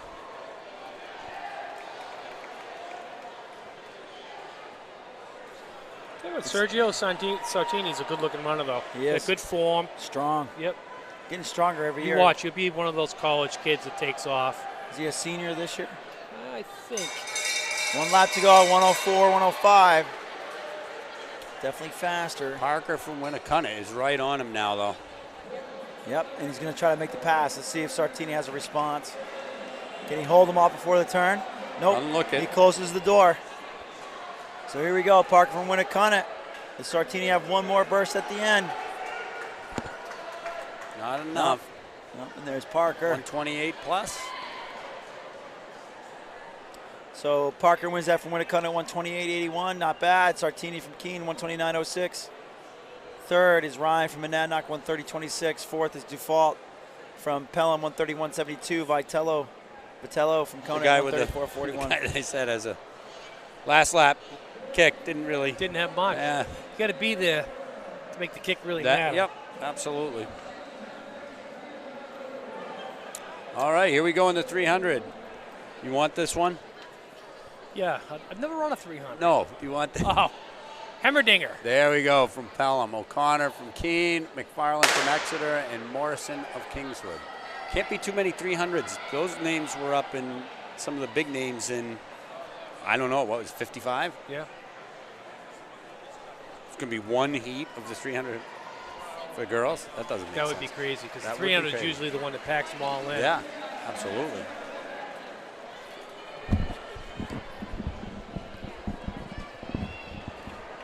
Did you hurt yourself, Tim? Yeah. Look like you got a hemmerdinger.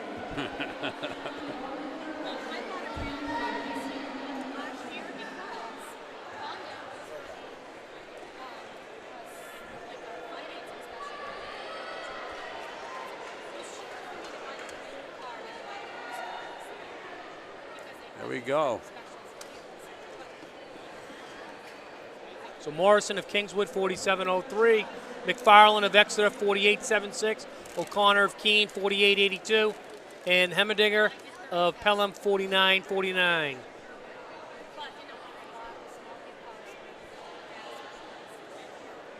All right, the next heat, we got Blaisdell of Winnicunnet, Edgren of Belmont, and Kia of Bow. Those other guys must have been just sprint specific. Yeah. If they don't have a 300 time to be up in the top numbers.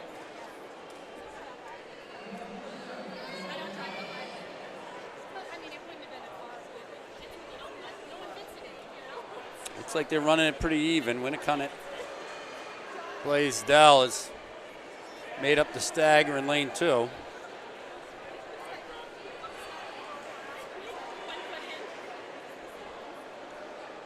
See what happens coming off from the straightaway. It's going to be Kia of Bow. So Kiev Bow, 45.47. Blaisdell of Winnicunnet, 45.60. Egrin of Belmont, 47.10.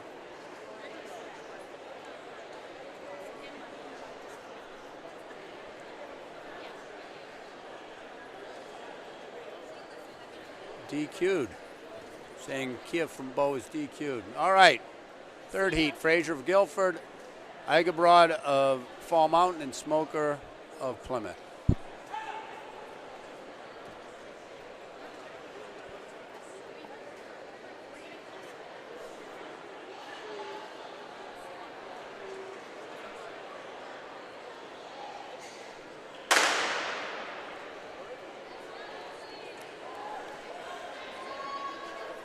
One of the Fraser girls.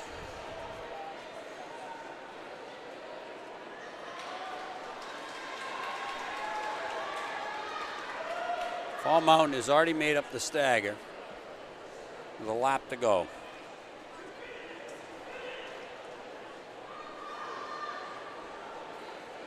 Fraser is also on the inside.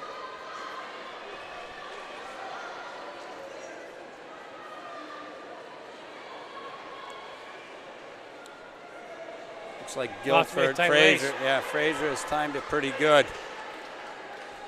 Comes through in first. So Fraser of Guilford, 44.66. Egelbrot of Fall Mountain, 45.07. Smoker of Plymouth, 47.73.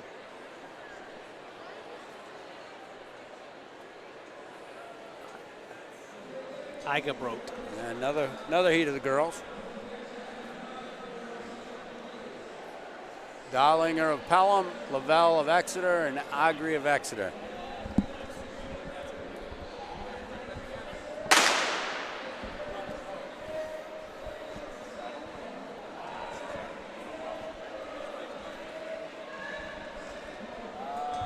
Remember what the times were in the 1,000? Yeah, you were 241 something. That's good. 241.69, something like that. That'll work.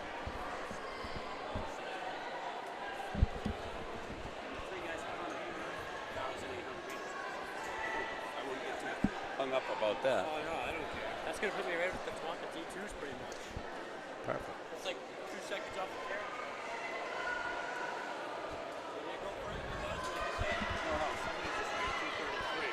Carrico yesterday.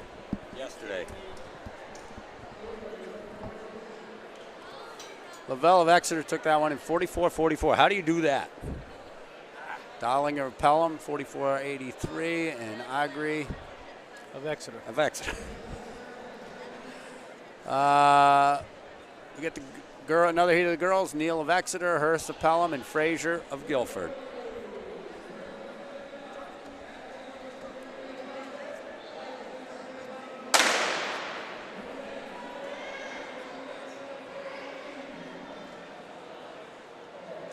Are there 3, or are we just seeing 2?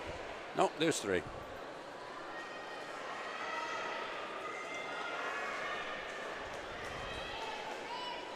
Neal of Exeter has made up the stagger on both, I think.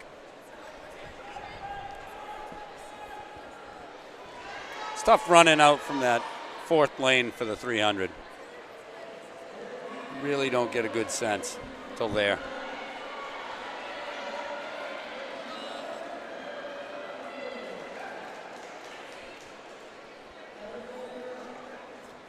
That's going to be Hurst of Pelham.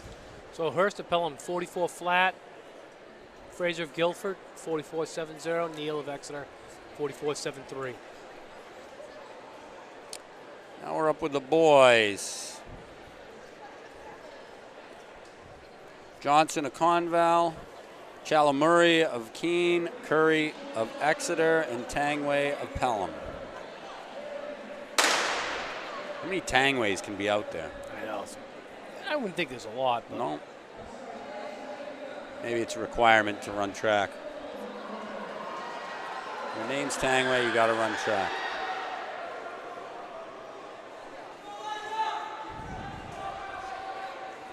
much evenly spaced here. Yeah. A little bit hard to tell. Hopefully he doesn't fly off and knock Al off the edge of the track.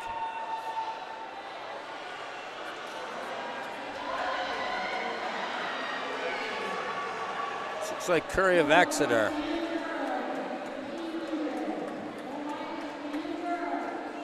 So Curry of Exeter takes that 40.59. Tangway of Pelham, 41.43. Johnson of Conval, 41.61. Chalamurray of Keene, 42.57.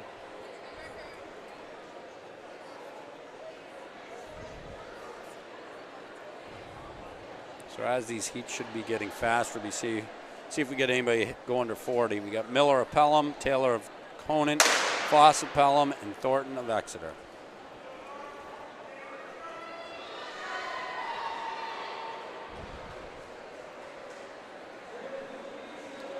I see 3 in there, so someone skipped No, out. there's somebody in the inside lane way back. Oh, wow. So I missed that. Must be a last lapper.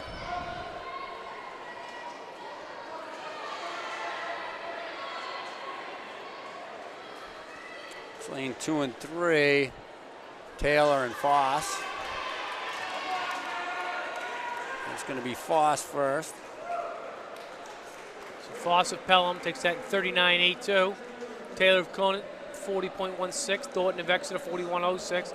Miller of Pelham, 43.25. So we've got one under 30, one under 40, and we got another heat of the boys.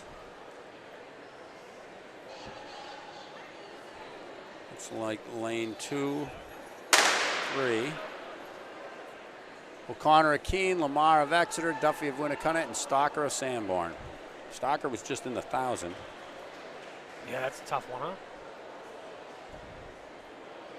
I think it's easier to go longer to shorter than the opposite. It looks like that lane is empty, so Stalker elected not to, yeah. They look pretty even.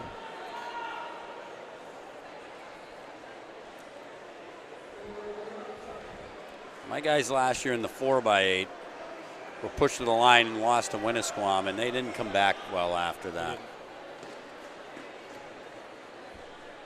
So Lamar of Exeter, 40.08.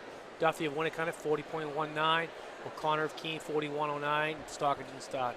So Foss from the other heat actually beat all these guys. Yep. He's the only guy to go under 40. Yeah, we got another heat of guys. Martin of Pembroke, St. Andre Campbell, Wade of Kingswood, and Mann of Belmont.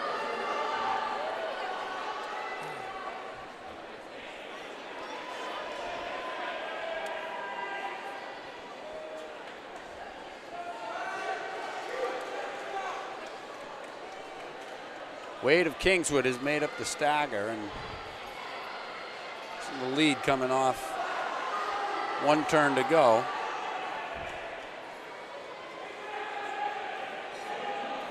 He's in the lead by a lot. Can he finish it up? And he will. Wow. Talk about a lunge at the line. So Wade of Kinks with 38.98. Martin of Pembroke 39.60. St. On of Campbell 49.83. Mann of Belmont 40.06. So it was a good heat. Yep. And we got another heat out there. Valhoulia of Winnicunnet, Ratagonia of Exeter, Eli of Pelham, and Foster of Newmarket. You can see a fast one here, maybe 36 something here.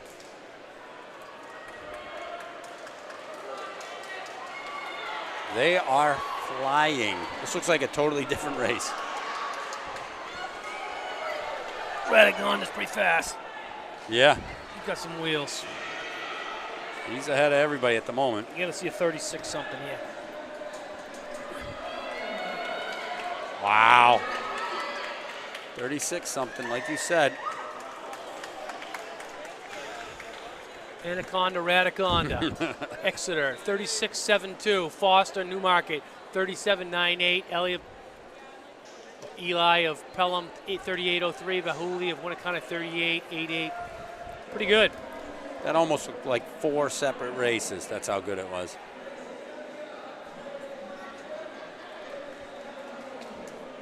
All right, we should be looking at the 1500. I can see the girls lined up over there. It looks like we got Liza Corzo in the #1 spot. McFarland of Exeter, Goslin of Winnisquam, Whalen of Winnicunnet, Hemming of Campbell, Guardiano of Keene, and Bennett of Winnicunnet.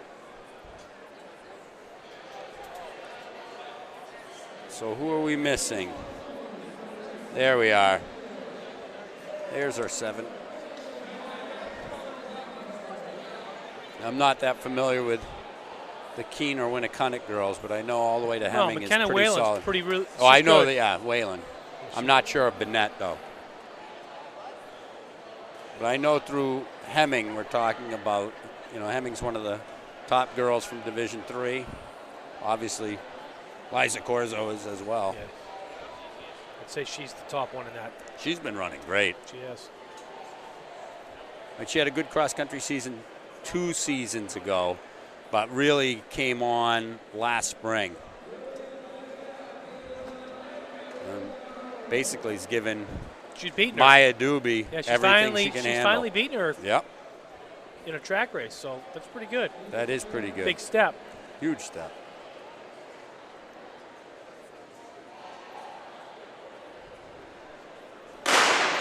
There we go.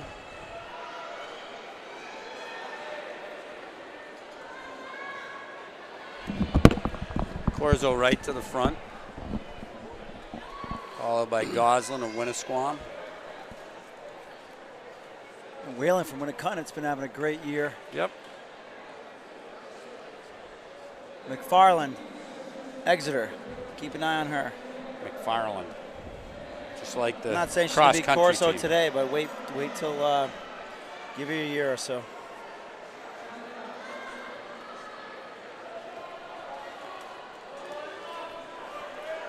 So she's got 10 meters on the field.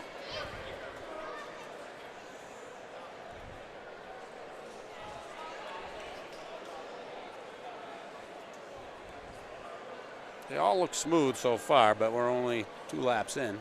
Corso coming in with a 4:48.49 so far this year as her best from Dartmouth Relays.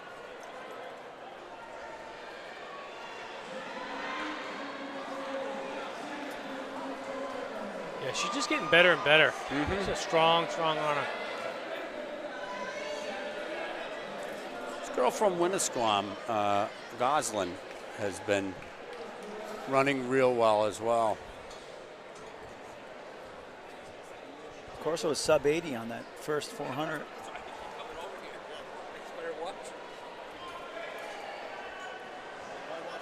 So we'll see. McFarland has an answer. McFarland has a 5:04.27. Yep. just letting Corso do her thing, but Farland looks good. Top three look really good. Look good. Whalen had a great cross-country season. Hemming from Campbell.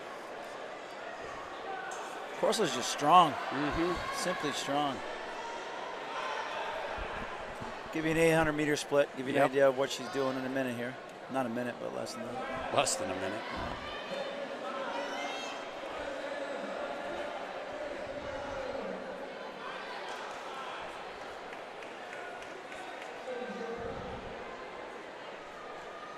.230. No, 2:33.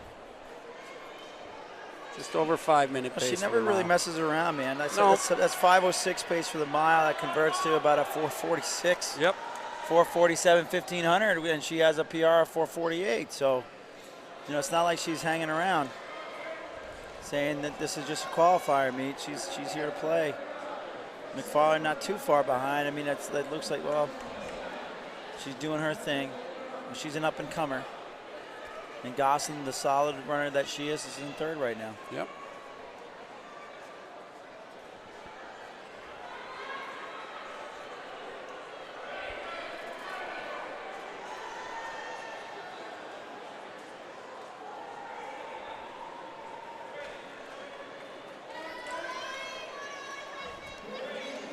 Two and a half laps to go for Corso. I think in here with a 160-meter track, you can approach it like 2 laps to go, just rip. Right. You're under 400. No reason to wait. There we go. Corso is going to get some scalps on this. 2 laps to go. She's going to catch the back of the pack. It's kind of perfectly set up for her now, too. It is.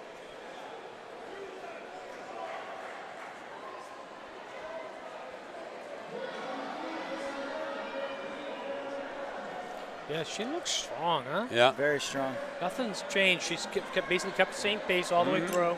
She has 1 to go. Bell lap right here, 4:18. Guys, she's going to... Yeah. She's going to run pretty fast here, all by herself. Kinda, because now she's coming. Now she's got people. Yeah. And McFarland's not doing too shabby herself. Nope. I mean, McFarland's coming in at 5:04.27. She's got a shot at PR or even going under 5. I mean, she's coming around the turn right now. 4:44, 4:45, 4:46, 4:47. 4:48. She just PR'd. So in that conversion for her, it'd be 4.5 seconds. There you go. So that's like a 4:43, 1600. I mean, I'm sorry. Here we go, McFarland. 4:43.15 on the outdoor on the 5:01 track. 5:01. That lowers her PR this season. Steady Eddie. Gosselin third coming in. She's gonna run 5:13. That's a seasonal PR by a few seconds. Whalen 5:15. Whalen just sneaky, gets right back in it. Yeah, she's tough. She's a plugger. 3,000 meters. Yeah. So second was McFarland, 5:01.26. She improves. Gosselin was third in 5:13. She improved. And Winnicunnett's Whalen was 5:15. She improved. Keen's Gordiano, 5:24. Benetti from Winnicunnet, 5:32. And Hemming from Campbell, 5:35. Well, it was all set up with Corso setting the pace, not messing around. Not messing around. No, I mean, there was no thinking in there. Just run. Definitely.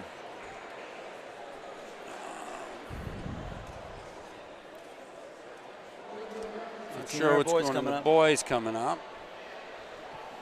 There we go. Sullivan of Exeter, Donnelly of Winnicunnet, Robert of Winnisquam, Valancourt of Messinic, Bernier of Conant, Beard of Conval, O'Halloran of Portsmouth Christian. So that should be pretty solid through Donnelly's 4 or 5 guys anyways. Donnelly's been putting down some times in the 3K. Yep. I'm sure he's going to love. He's only run 4:20 in this. I'm sure he's going to love having Sullivan right there to get it rolling. Yeah, it's time for him to put a good time down, Donnelly. What's Landon's plan on this one? He's going to try to roll with the front and then see if he can sneak in for the win. He doesn't. At least that's what I thought he was going to do. It doesn't look that way. A fresh Donnelly, I tell you, I'm not sure. Sullivan, little brother of Violet Sullivan. Yep. James, right? He's Yep. pretty savvy. Winnisquam has put together a pretty decent program Yep. over there. Yep. You don't just ignore them. They're No. there. No, I really talked him up for cross country, and I'm not sure exactly. Things just didn't click exactly, and I'm not really sure why. But they seem to like the track. I think Valancourt used a lot in the 1,000. He's only had about 45-minute rest. Yeah, I mean, I'm not sure what he's doing. I thought he was going to mark the front, but maybe he's marking the front from the back. I like what I'm seeing with Sullivan. He's just kind of put right in the slipstream of Colin Donnelly, the senior, headed to Dartmouth, correct? Yeah, That's where he's going. Landon is slid up, and he's on the back of that pack. So 63 going through the quarter. That girl is not in the race. They're doing handoffs. She looked pretty good, though. She did. That handoff was pretty good. They didn't drop the baton. We'll give you an 800-meter split here. The first 400 was kind of filling you out. I think Landon was making a mistake looking at the back of that guy a little too long. He's become detached from that group. It'll be interesting to see if he can work his way back. Sometimes your legs aren't quite under you. Double them back at the beginning, and then they loosen up. No excuses. I'm not giving an excuse. He can still get up there. Donnelly's looking pretty good right now. Yeah, he is. And the thing is, he's not going to... Tell you what, that Sullivan kid, he's got a great gait to him. He could be something. Kind of like Tyler Sheedy type. Yeah, Sullivan. Dover, man, they're putting together a squad this season. He's going through 215, 216. Says 432 mile pace. I'm sorry, 218. So 436 mile pace. So that's like a 417, 418, 15. He's got to really get on his horse to rip one here. Because that would only put him 12th to 13th, actually. So if he's looking to qualify or at least make some noise, or if he's just working some speed right here, look for the strong second half from Donnelly. Yeah. Well, he's also a guy that's not going. I mean, it's not going to be a real impact burst of speed. He just carries his speed long as he can. Yeah. So he's got to get out to the front and run hard because. So 3 laps to go. We got a good battle going on. Yeah. Between Robert and Sullivan. A couple good battles. Sullivan takes the lead on Robert. Robert takes the lead on Sullivan. Donnelly coming up with 2 to go. 2 160s left. 320. This is the 1200. About 322, 323. Sullivan trying to hang on here for second.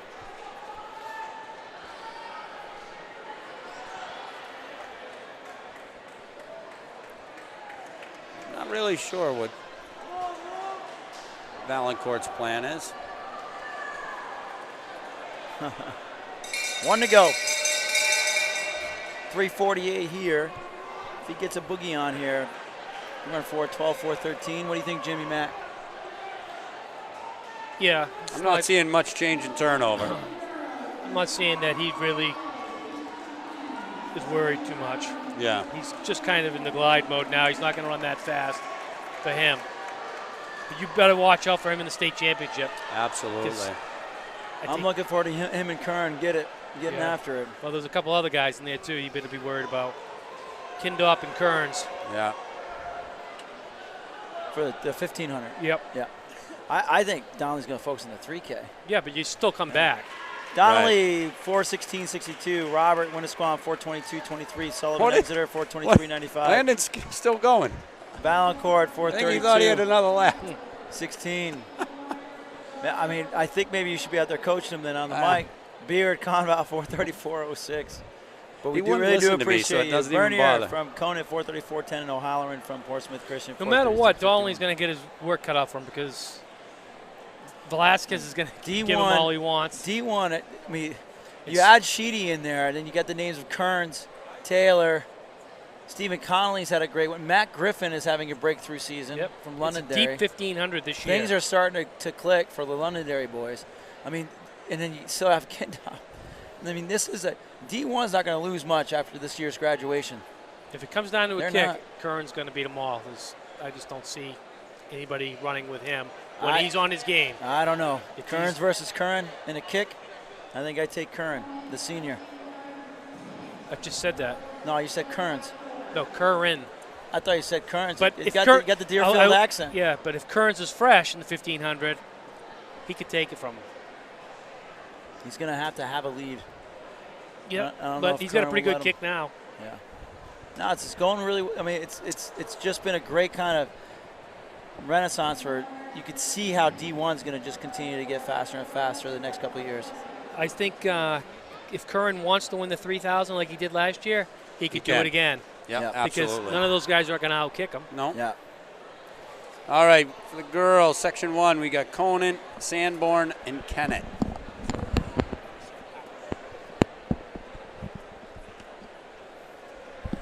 We're only halfway through the meet right now. Yeah. So we're only halfway through the meet now.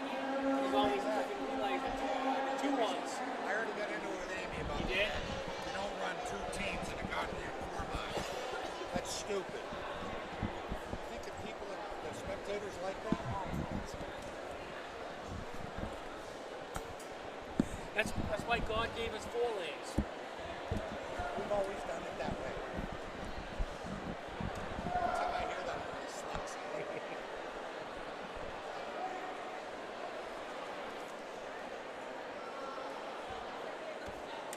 I was able to read splits up to 7 people at a time. Where did Landon end up? 420 what? 431, I think. 431. He'll buckle down when he needs to.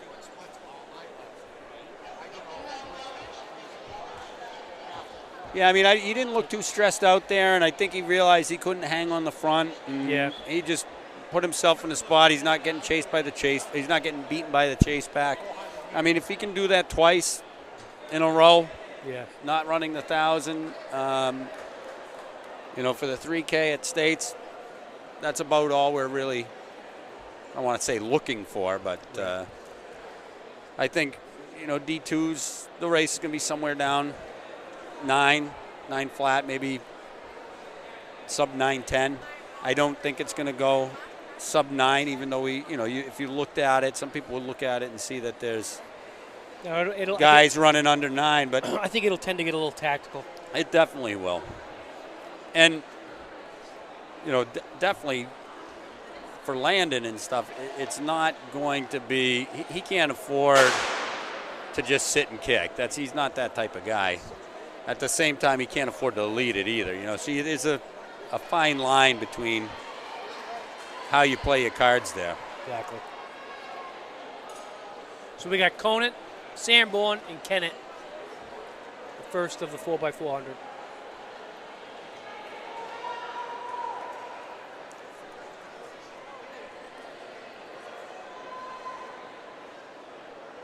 Right now, 1 lap in, Conant out to a 30-meter lead.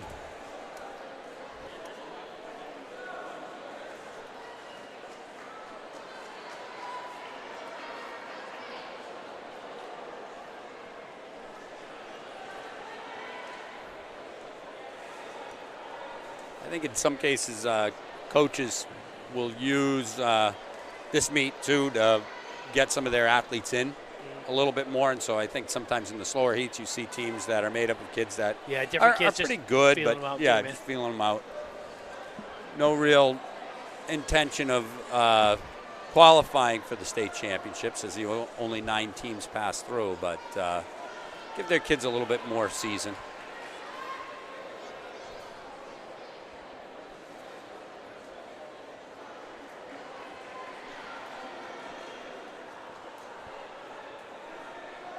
Tight one between Kennett and Sanborn.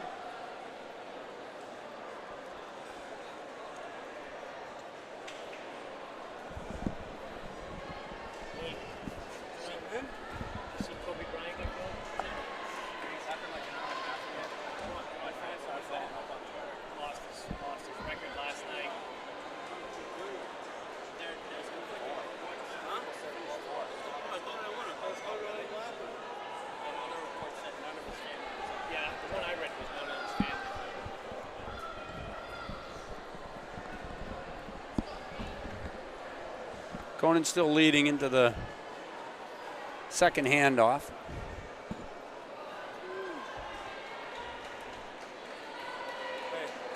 Third leg.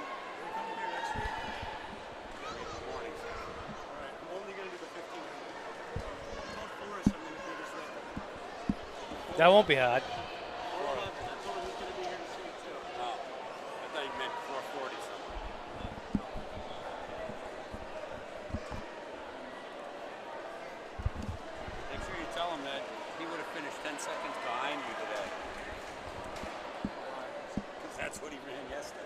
No, mile.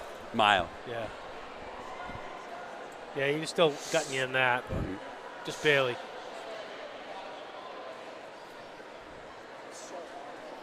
All right, we got Conan in the lead.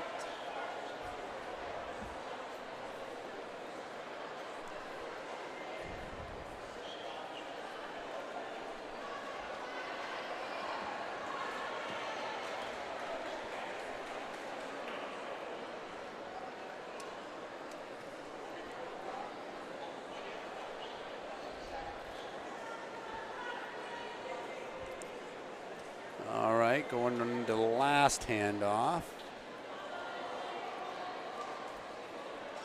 Oh, no, they got another lap till the last handoff.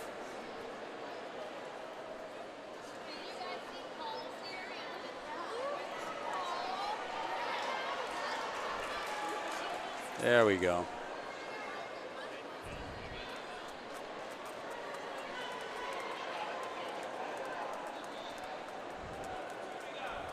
This one got spread out. Really spread out. Like I just had to try to figure out who was actually leading this race.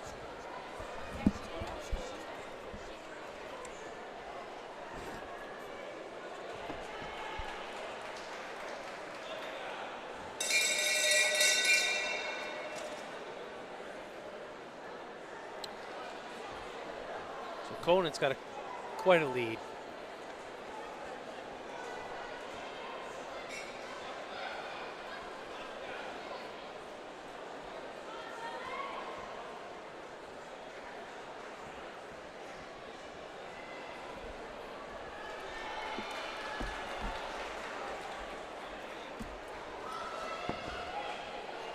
Conan takes that heat, 447.31. I believe Sanborn's in second. Maybe not. Kennett must have made the pass, so Kennett will be third.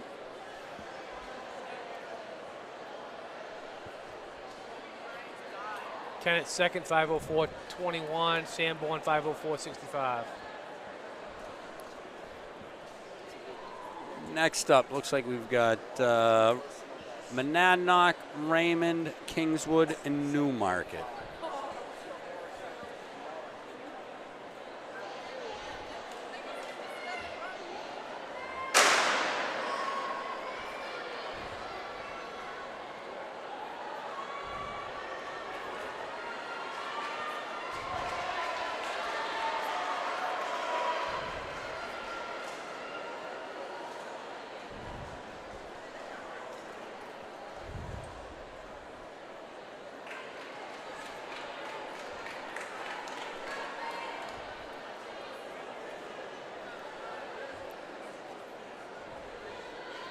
So is that Raymond or Monadnock? That's what I'm trying to look at. Yeah. Looks like Monadnock, I think. Yep, Huskies. Kingswood going to the lead now. Kingswood, Monadnock, Raymond, Newmarket.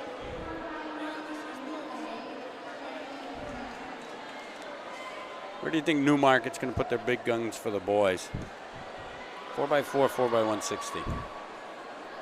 I don't know. Guess it depends on which relay you want to practice. Yeah. Probably can't do both. I don't think they have enough people, unless they double them back, but.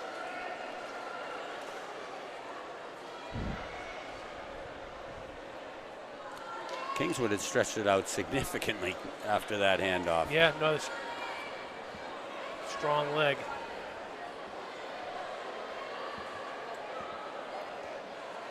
And Adnock, that had been leading, is now 4th place.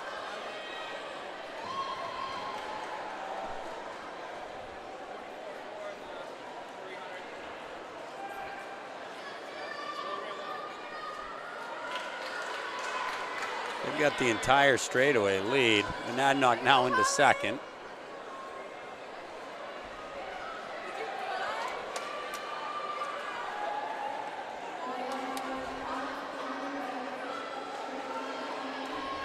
She's got the springy tape going. That's what's hinging her legs to go so fast. That's it. Bounces back, like return, carbon plate. Yep. She did a good job.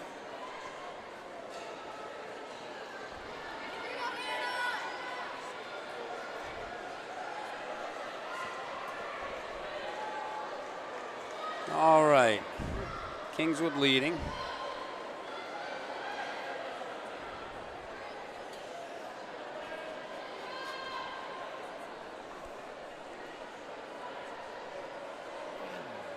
And Adnock chasing.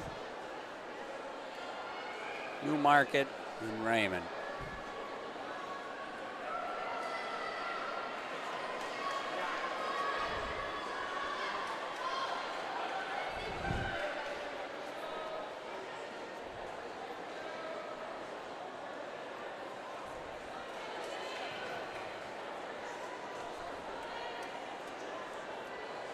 Kingswood with a little arm action. Yeah. You think Kingswood's arm action? Look at the other arm action there. Watch it. Watch Adnock's. Oh, we're not going to see it. Nope.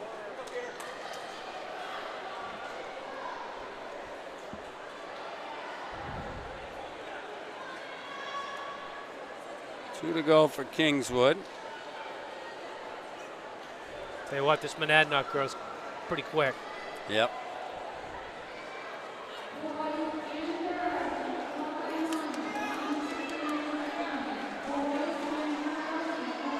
It's a pretty good lead, though. Yes, it is. Let's see.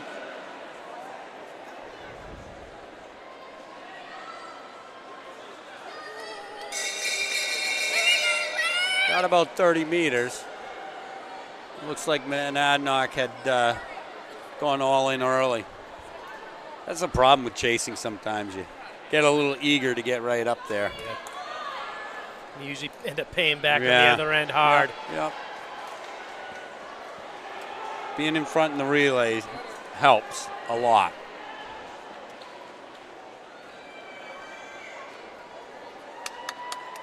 There we go, 438 change.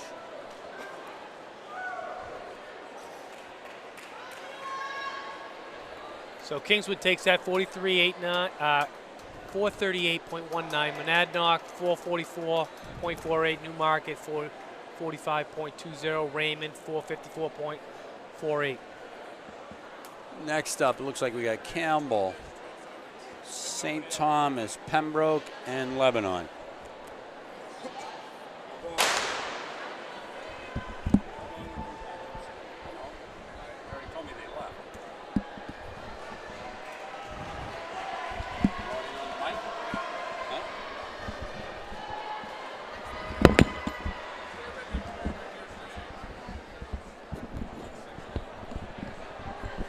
Landon Valancourt has joined us after his horrific 1500. 1,500,000 double today. Yeah. How'd that 1500 go? Horrible. You got to talk into the microphone so the audience can hear you. What do you mean horrible? Well, I didn't get off to a very good start, and I just let the And you just what? I just let the lead pack get away from me, and I didn't try to get back. Was that because you were shot, or just had a hard time getting your legs rolling, and at that point it was too late to catch back up? Yeah, I was definitely feeling the 1,000 from before. Oh, that was a pretty quick 1,000 you were in. I mean, you're playing with some of the top guys in Division One. Big boys, yeah. Pembroke hands off in the lead. It's not an impossible double. No. But if you're going to do that double, you probably ought to be either the top 1,500 guy or top 1,000 guy. Right. And you are not either of those. yet. Nope. What did these guys run? In the 1,000? Today, Yeah. 237 and a 239. So these guys aren't the top guys either. No.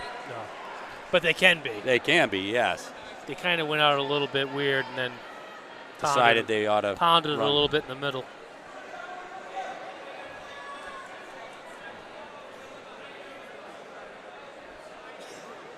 Right now, Pembroke with the lead.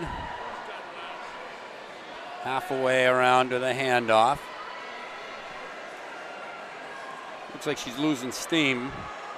Probably stay out for the handoff, though.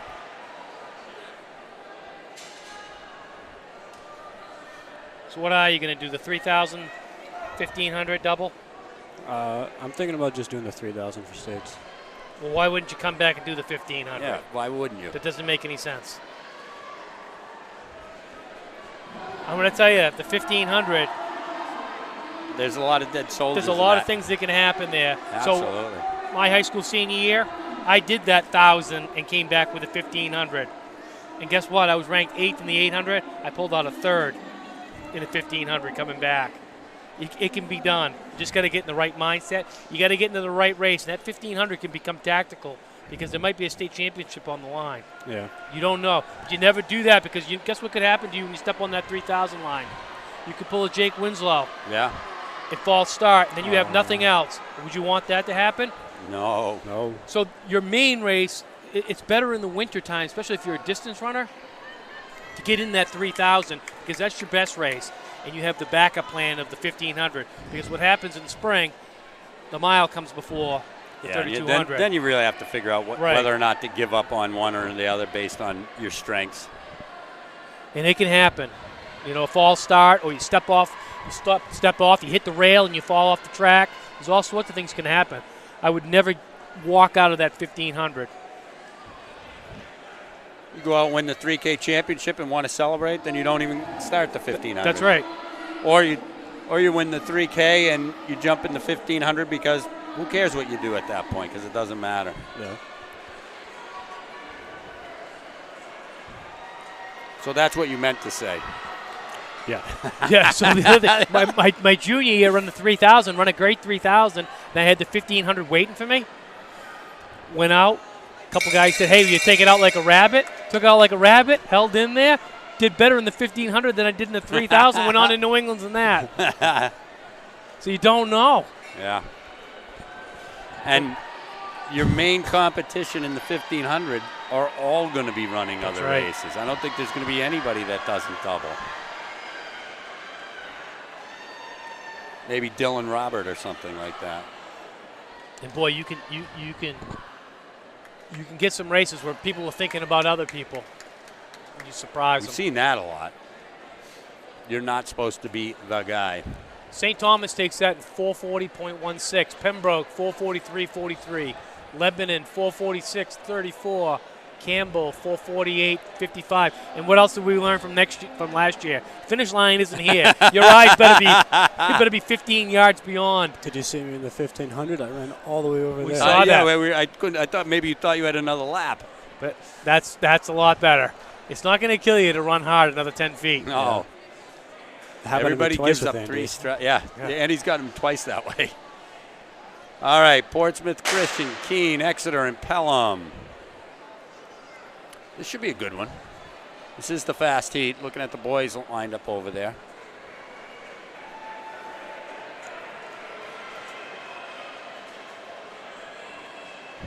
Coach LeVay, is this your A squad? No, we get a couple pieces moved Couple around. pieces moving around. It's probably like a 422 squad.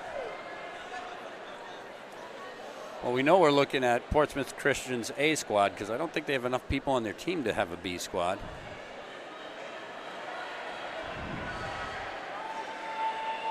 Tell you what, she's pretty poised as a freshman right there. Very poised She's as a a good freshman. runner. It was interesting to watch in cross country where her and Liza would go out together with Brianna basically aiding her in circumnavigating the course because Liza can't see that well, so it was, and then, Liza, once she got comfortable with the course and stuff like that, would make the adjustment and go. But I think it worked out great for both those athletes. Yoink.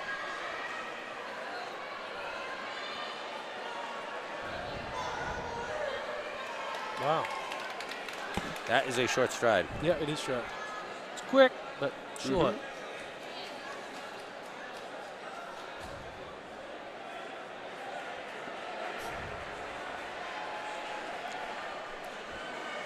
Fast turnover, right? No, she got a real fast turnover. She keeps monkeying with her undergarments. I had a girl that did that, and I said I threatened to cut the straps. The other crews are coming hard now. But she's going to hold them off, I think. Yep. At least keep it even.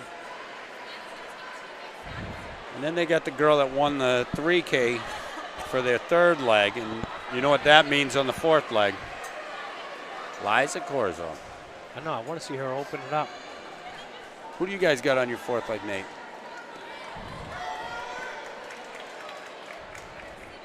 He's working. Focused. I'd like to see Portsmouth Christian keep it close because this would be pretty good. You know, if Jendal can hand off with, give the handoff to Corzo anywhere close. Yeah. That girl's going to bite down hard and not let go. But she's going to have to hold on to her.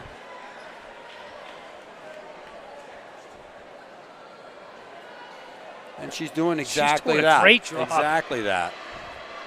I think she knows. I mean, get it to Liza, close, and you got a shot. Tell you what, she's doing it. She's got 60 meters to go, so see what she's going to get it close. Is Liza over this? Yeah, she is. Yeah, this is going to be a good one. Yes, it is.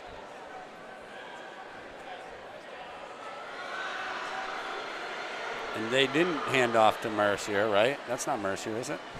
Well, maybe it is. I don't know, but I still think Corso's still going to give it a run. Yeah.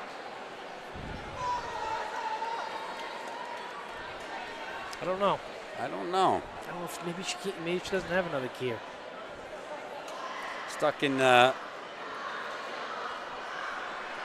don't know. Yeah. She's gonna have to hit the gas. She's gonna do this.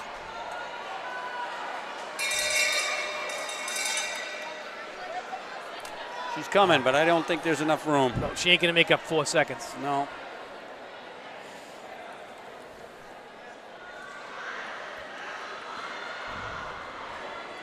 Just saw them go around by the long jump pit, and that's a scary situation because they got the fencing up there. Yeah. And the kids walk close to it. So Exeter takes that in 425.72. Portsmouth Christian 429.17.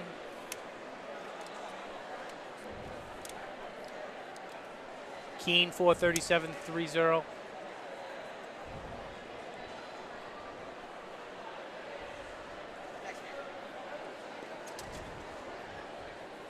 Pelham was fourth and 450.28. All right, for the boys, we've got Pembroke, Pelham, Monadnock, and Epping. Last night, so to go along with that long jump story, last night in the guys, what was that? Might have been it was in the 3K. Guy named Jordan Mann. He ran steeple jump for us. I don't know if it was Pan Am Games or something like that, but he and Isaac Yorks went down. Got back up really quick. He started rolling again, but he was way off the back of the pack at this point. Worked his way up pretty good, brought Yorks with him. But as he was coming around, the guys raking the long jump pit were into that lane and bumped him again, and that was pretty much it for him. Huh. You know, you get knocked down and lose a couple of seconds and then work really hard to get back to the pack and then get knocked again. It just really throws off your rhythm. Right. So the first time did he get hit by the long jump guy? No, he and York's just tangled. Oh, just going tangled. into a turn. Yeah. All right, we've got Monadnock leading Pembroke.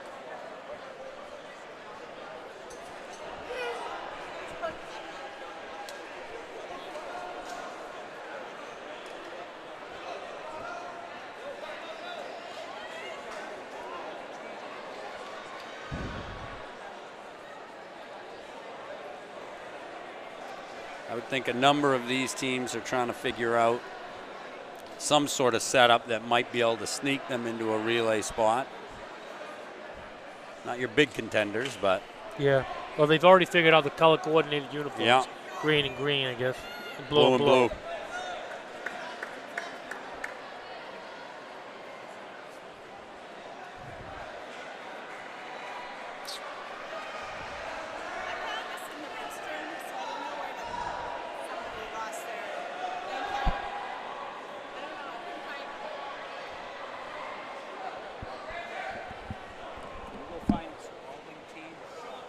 So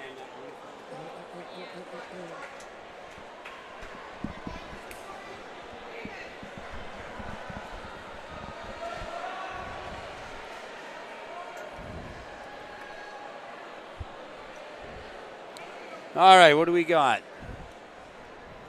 Monadnock? Is that who we're looking at? Yep. No. That was Pembroke in the lead. Should be illegal to have uniforms that look that close together. you know they are close. Pembroke in the lead, Monadnock in second.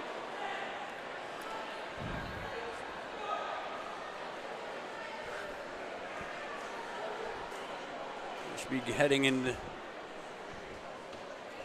the final handoff after this. Pelham has made a big move to catch up, and Epping has not.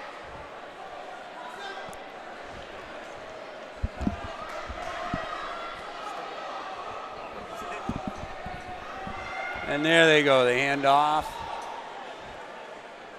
Looks like Harry Ryan for Monadnock. Being kept out on the outer shoulder from Pelham.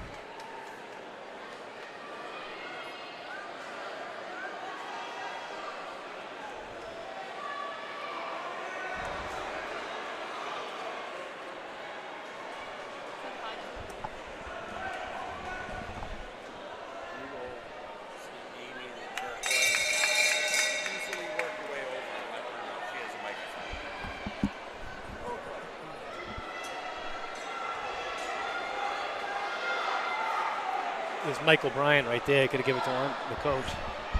Corey! Hey, Corey! I've been looking for him, but that guy's right behind me. I missed him. What do we got there? Pembroke? Pembroke, 405.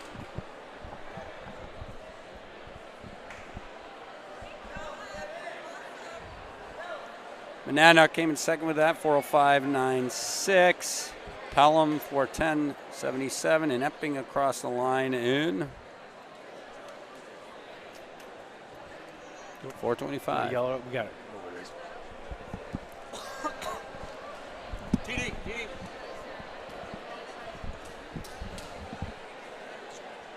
Just get him. Amy, have her take it. We got Michael Ryan. Corey, take that. See the guy over there in the red shirt on the other side of Shotfoot? See the guy in the red shirt on the other side of Shotfoot? Right there? That's his team. Thanks. All right, we got Raymond, Conan, St. Thomas Aquinas, and Conval. I was just watching something the other day, speaking of St. Thomas Aquinas, and Rachel Schneider. That's where she went. Yep, she was tough. Running as a pro for Under Armour up in Flagstaff now. I think she's run 9:18 2-mile outdoors. Not too bad. I know she's, I think, sub 15 in the 5K. Yeah, she was very good. State champion several times. I do not see Who did we say is supposed to be in this? Raymond, Conant, St. Yeah, I don't Thomas see Aquinas, and Conant. Conval. Conant must have elected to drop down because I see them still here. St. Thomas in the lead, being tracked by Conval.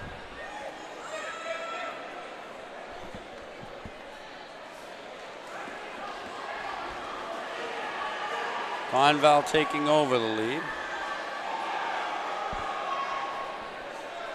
Going out with a couple buddies to Flagstaff, Arizona for April vacation. You are? Yeah, That'll be good. I've never been out there, so. Yeah, I've never been to Arizona.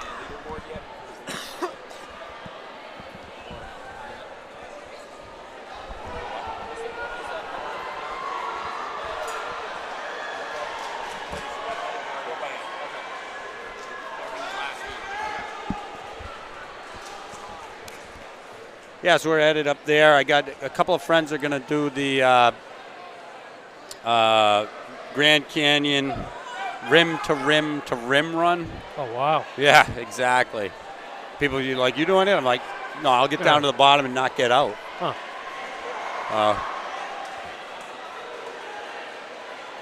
But going to hit some of the familiar trails and things like that that you hit pros train on and stuff like that.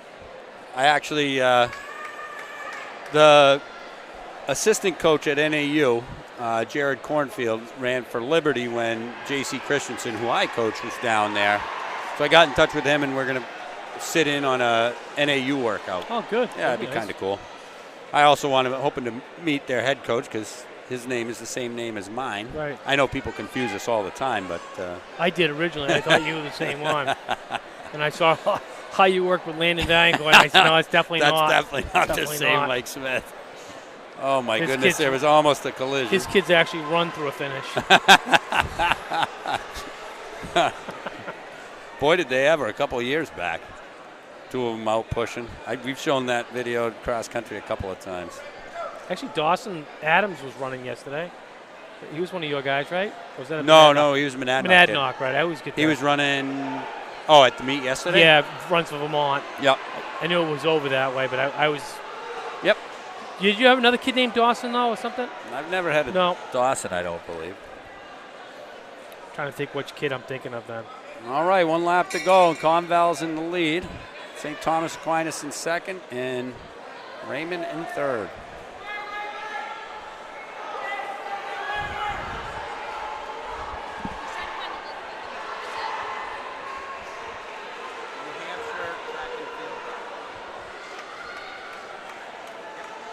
All one word.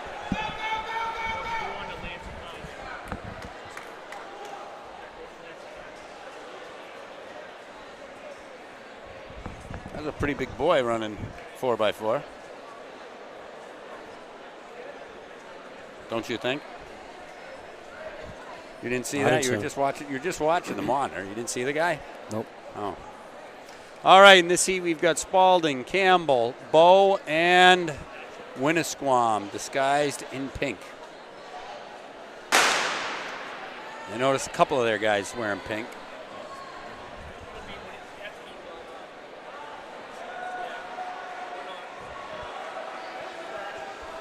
That looks like a Scopelites leading off.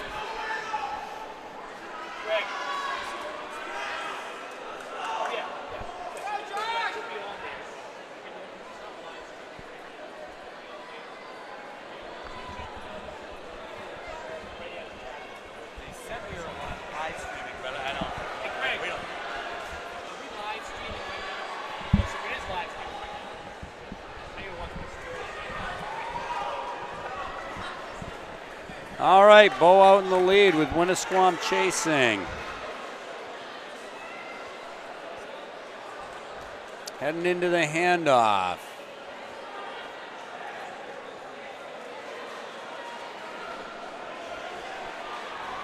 Bo in the lead, Winnisquam.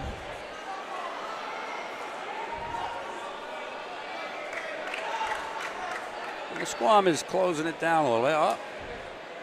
Looked like the Scopelites 1 handed off to Scopelites 2.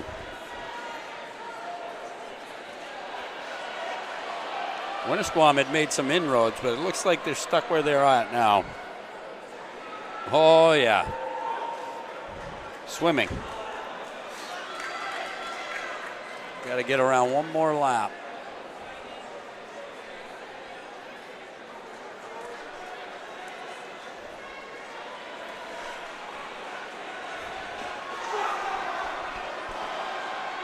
All that ground he made up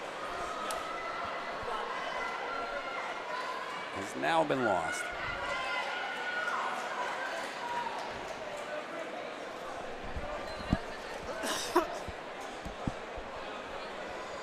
All right, after that we got Bo, Winnisquam. We've got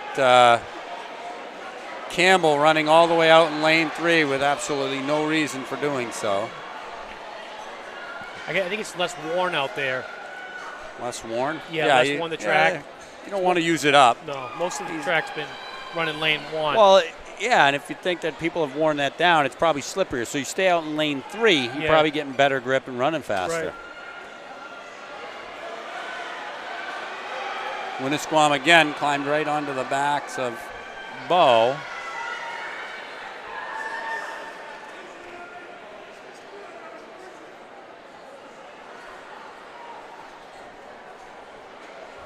Who is it that they got? Riley, man, anchoring for them. Not Kyle. Was the older brother, right? Yeah. So it must be Riley because we haven't seen him yet, and I saw him standing around like he was supposed to be doing something. And that's definitely him. You can tell by the lean. Kid is in second. Yeah, he's absolutely legit too. Yeah, he looks like a good runner. Yeah.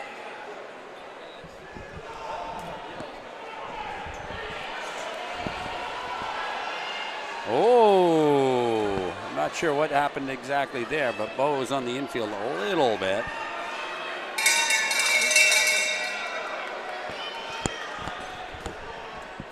It's tight. Bo probably should have never let him by.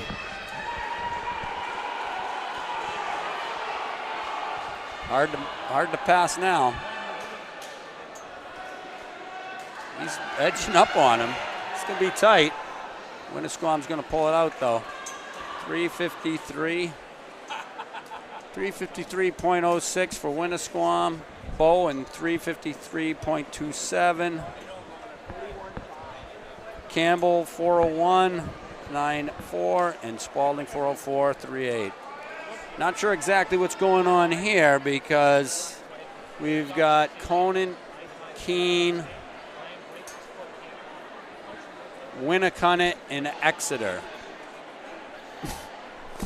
Conan had been in the other heat, one of the other heats for some reason, but has now been moved into the fast heat. Must have been some clerical mess up. You remember, what did that last heat just run for? 3:53. I believe so. Something.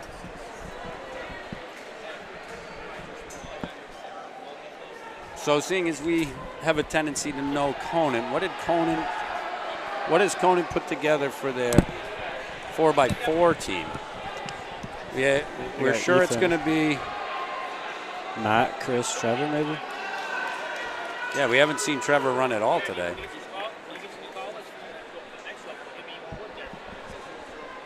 Who's that? I have no idea. Never seen the kid.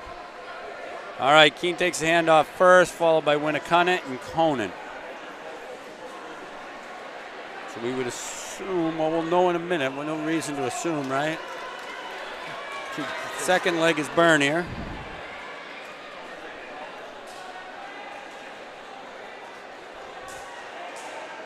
A tight battle up front. Winnicott's going around Keene. Yeah. Well, you would expect Winnicott and Keene to have pretty good 4x4s. Distance pedigrees they have. Exeter should be pretty solid too. Yeah, you watch Exeter. Yeah.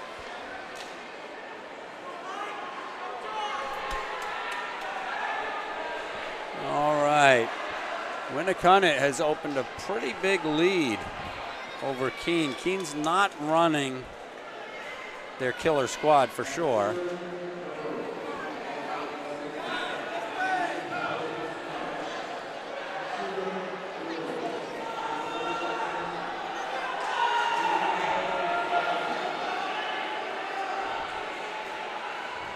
Winnicott with a big lead. This is going to set up perfect because Exeter's going to end up with Radagonda, and this lead's going to disappear. I don't know how much it's going to disappear, but it's a pretty big lead right now. Conan's done a good job chewing into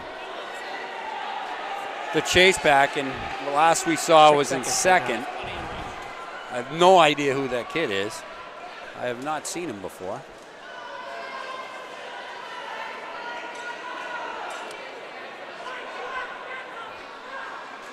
Looks like he might have gone a little harder than he needed to.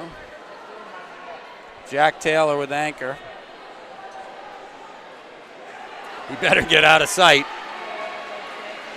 I think Taylor can hold on. I do too, but he doesn't want Radagon to see him at all if he can help it. Holy, look at that.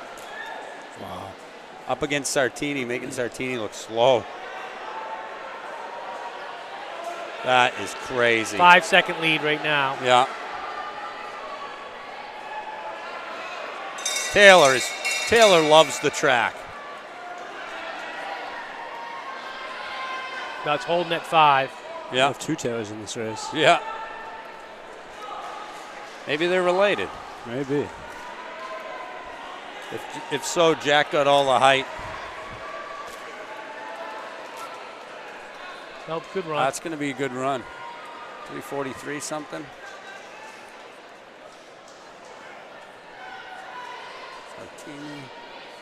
You got it down to 4-second lead. 3:53. So Winnicott took that 3:43.02. Exeter 3:47.89. Keene 3:50.69.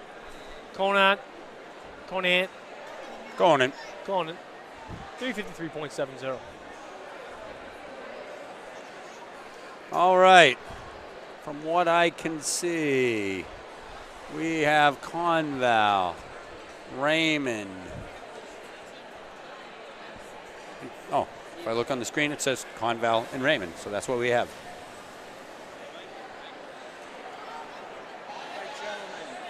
Good luck out there.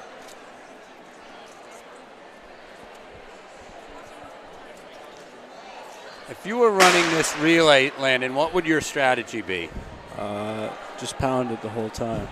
Seeing as this is kind of the length of time it takes you to get up to speed, right? 160 meters? About that. You wouldn't pace yourself? No way. Yeah, but what happens if you don't have enough to get through the finish? Like usual. That'd be funny if he found himself short in a 160 as well. That would be pretty funny. In his defense, he thought if his foot crossed the line first. He did? Yep. Wow. I think he's watched too much cross-country skiing. That is beautiful. He's like this. And the shoe stops. Try to slide it in. Yeah, Co Brown, when Andy was going by me, I tried to get my foot across the line before him. He did? But still beat me.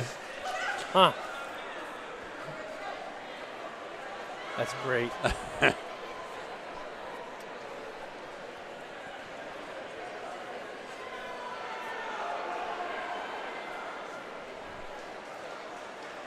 All right, coming into the bell. Got Conval in the lead.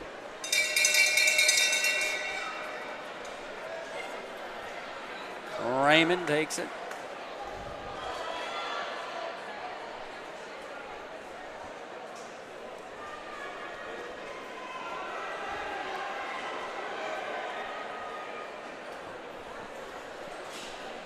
Well, unless somebody trips, Conval's going to take this heat.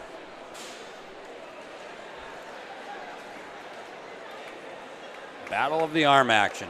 So Conval takes that in 140.11. Raymond's 143.30. All right.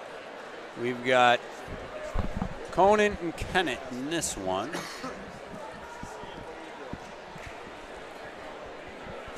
Sorry.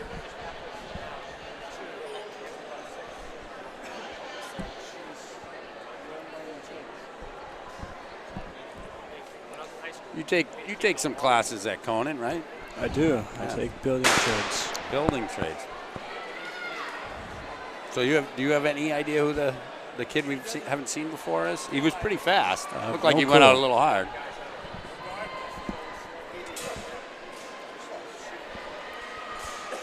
he's relatively new to it, take him a little while to figure out how much a 400 is inside this building. A little easier to figure out in Dartmouth or Plymouth. Yeah. 2 laps.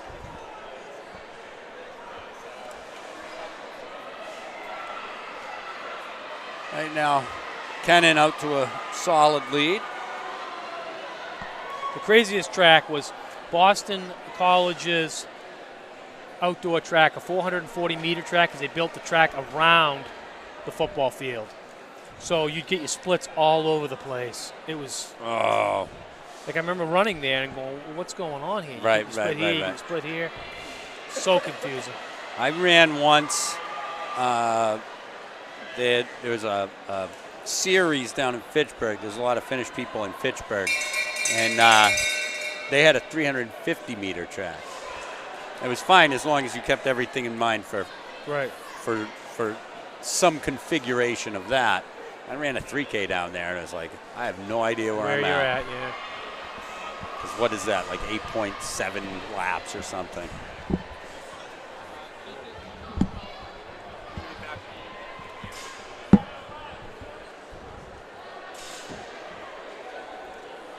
All right, that was Kennett in 137.7. Conant in 142.8. Section 3, we've got Portsmouth Christian and Campbell. I see Brianna Malone out again. So she's their 3K runner. What's going on?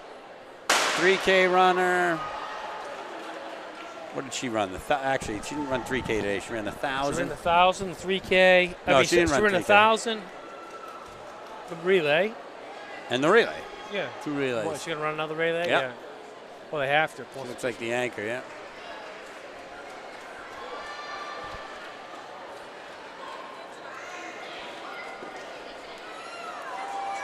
I'm looking at the rest of their roster, and it's not the same girls that they would have in the 4x4. So she's the one that's pulling the double duty.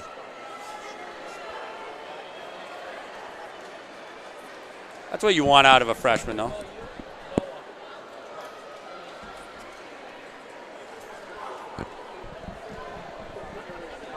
Campbell into the lead here.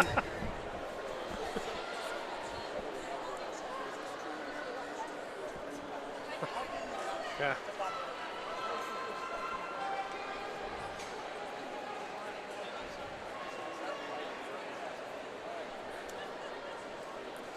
Into the last handoff. Yeah.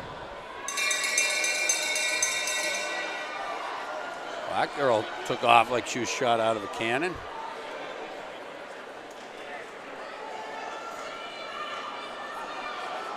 She's moving. So is Miss Malone. She's got some wheels for a distance girl.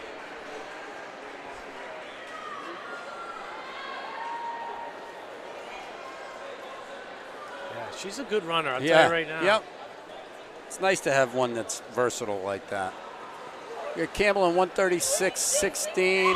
Portsmouth Christian 138.25. This heats Bow and Winnicott.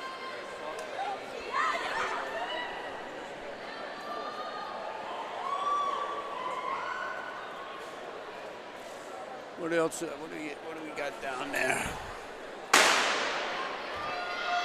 Looks like we got Pembroke in the wings, Spalding, Belmont,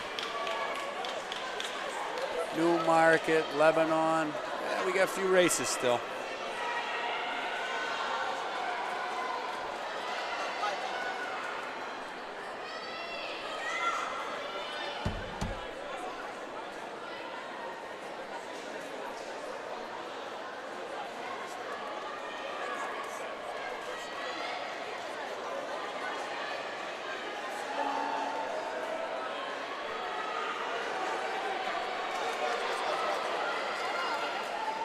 Bow leading into the third handoff with Winnicott right there. Winnicott looks like they're about ready to run out of the zone. Oh.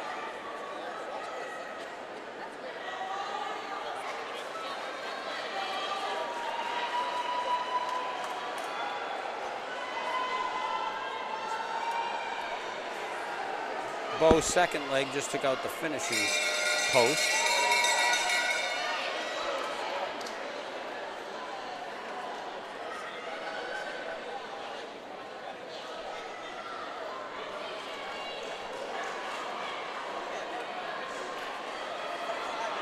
Bo's anchor has opened up some daylight.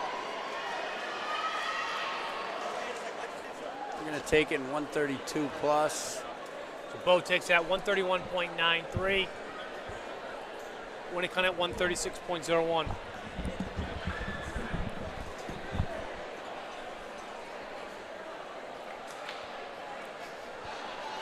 Looks like we got Pembroke and Spalding in this one. They don't want this. If they don't want too much confusion, that's why we're only doing 2 per.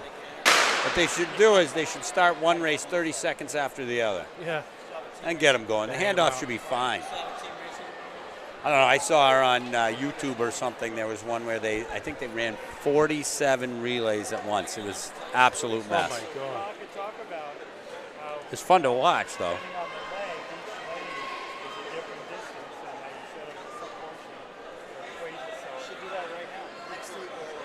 Spalding ahead of Pembroke at this point.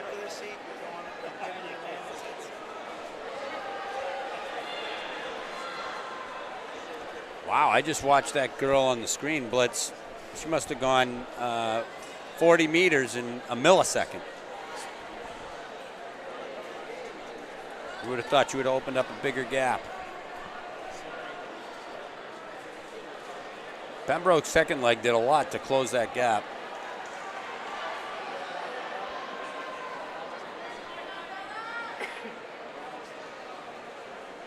That looked a little dicey. She was adjusting the baton mid-stride. Spalding takes the handoff first.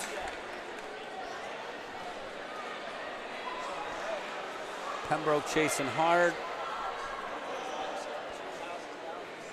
And a 160, pretty tough to get around. Well, she's making a game of it, though. She's going to make a real game of it. Yeah.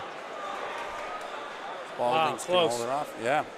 So Great last lap. Spalding takes that 135.36. Pembroke 135.48. All right, we got Monadnock and Belmont. 2 D3 teams.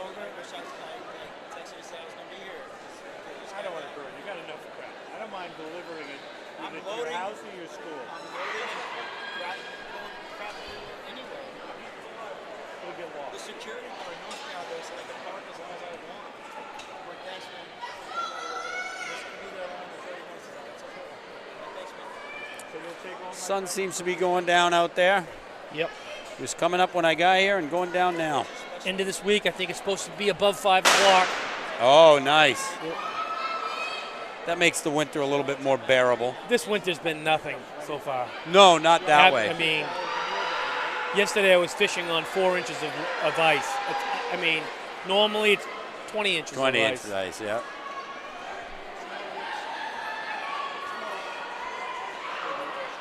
All right, Monadnock first into the handoff, but they couldn't quite get the stick out. Now they're in second. Belmont with a good handoff.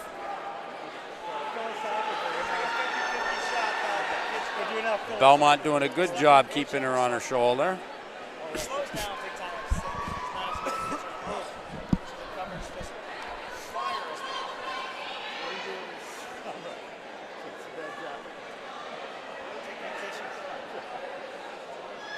The gap opened up quick, huh? It opened up quick. Not sure that the Monadnock leg is their normal leg in this race.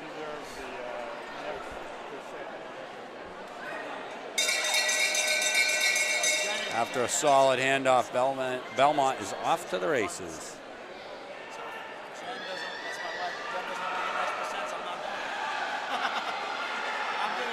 Scott Clark leaning in, give a little advice. Not sure what he would say, just run fast at this point. I just saw somebody. And Belmont Hey, Joe, takes you- that one. Belmont takes that one 133.07. Monadnock second.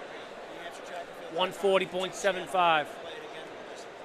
All right, let's see. We've got Newmarket in Lebanon. I would assume that this is Lebanon's maiden voyage down to UNH, as they kind of have Dartmouth as their home track. Yeah, I would say so. Wonder what they think. I mean, I think it would be great to get out of Dartmouth. You know, it's every great now to and then. run Yeah, there, right. but it's got to be good to get out, try something different, change it up. Yep. Believe me, there's some kids prefer being in this smaller.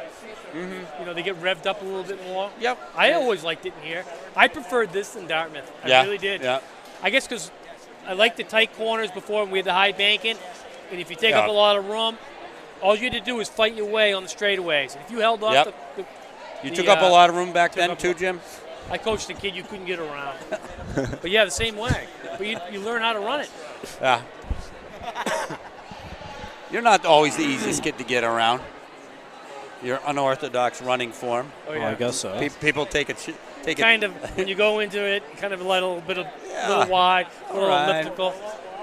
Make them run a little further out than they want to.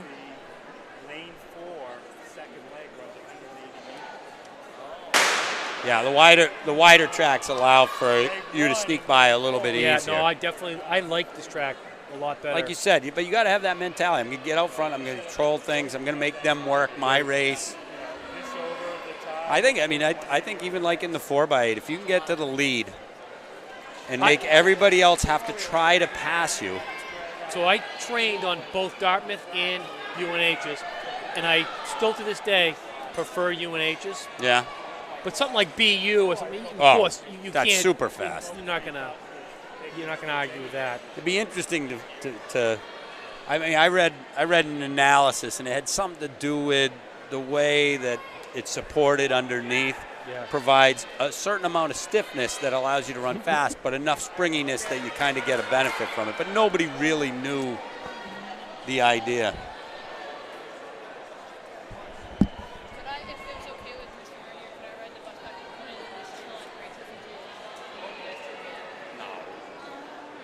I get it, but that's going to make it a real pain in the neck for us. And we're going to Bobby's for dinner. Sorry. There is a no next time. I'm just talking. I was like, what's up, man? All right, what do we got? Newmarket in the lead? Yes, we do. He's moving pretty good, too. So Newmarket takes that. 135.86. Lebanon 140.07. So we've got Keene and Guilford in this one. Either Lebanon as they're not usual people in that because their handoffs were horrific, or they're much more used to seeing their teammate, coming in a lot longer because you don't get, they come up on you quick here. Yeah, it's fast. You come around the bend and you're on. You're there. Keene leading. Guilford, one of the Fraser girls, I'd assume, is rolling. Moved up into lane 2 and is passing. But that is tough to get around. She's barely going to do that. Handoff pretty even.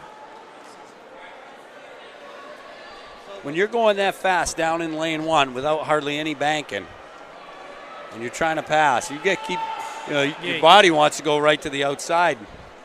It's not the shortest way. Guilford has taken the front. Would assume we're handing off to another Fraser.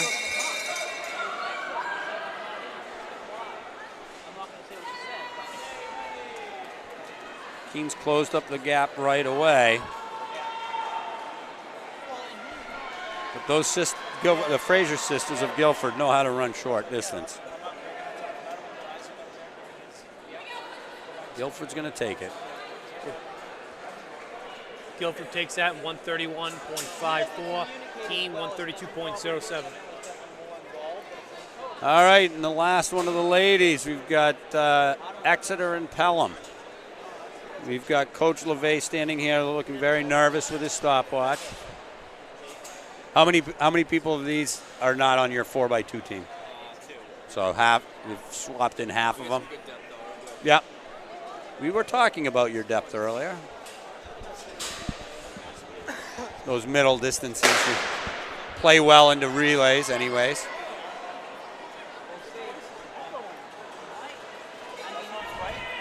Well, your girl has made up the stagger already. And we'll hand off in the lead, barring hazard.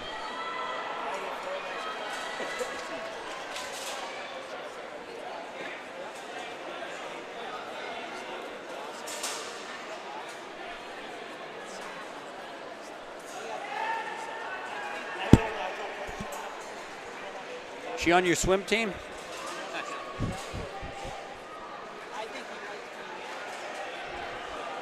Whatever works, let it work. Yeah, exactly. I had a girl one time that used to run like with her hands right up in her chest, and we ended up giving her batons, 2 batons each. Really? Yeah, so that when she ran, if she ran that close, she'd hit herself in the face with a baton. Wow. It worked too. Wow. You begin to remember to carry your arms lower.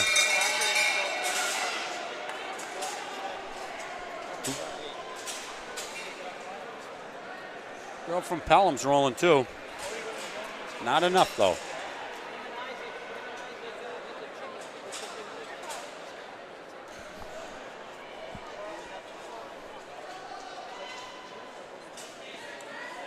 .28 plus. Yeah, so Exeter takes that one, 128.67. Pelham, 129.79. It's a good race. All right, first heat of the boys. Looks like we got 3 in there. Conant, Campbell, and Conval. Battle of the Seas. Thankfully, they got different uniform colors on.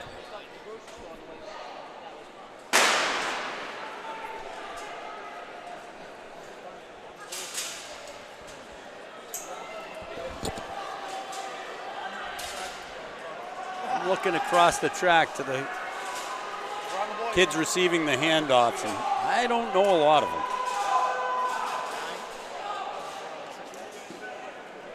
Conan's off to a good start. That was a bit. Watching those 3 passes, they were all a little unorthodox.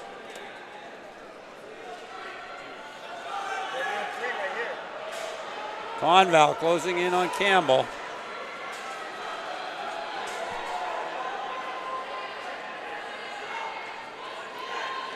Yep. Some teams working out the idea of handoffs. I'm not sure what that just was, but what? You're not going to let me in the timing area? Come on.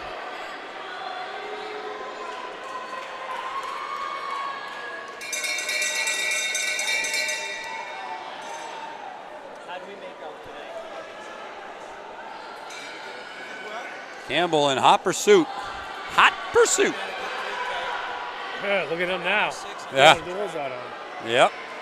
Struggled a little bit, then he came back. Roscoe P. Coltrane, and I'm in hot pursuit. Kill, kill, kill, kill. Our struggle. Campbell takes that 129.41. Conant 131.64. Conval 131.84. All right, we got Portsmouth Christian and Raymond.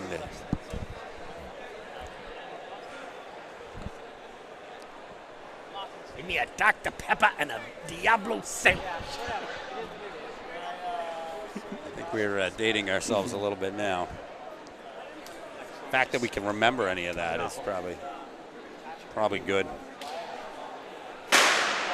There we go.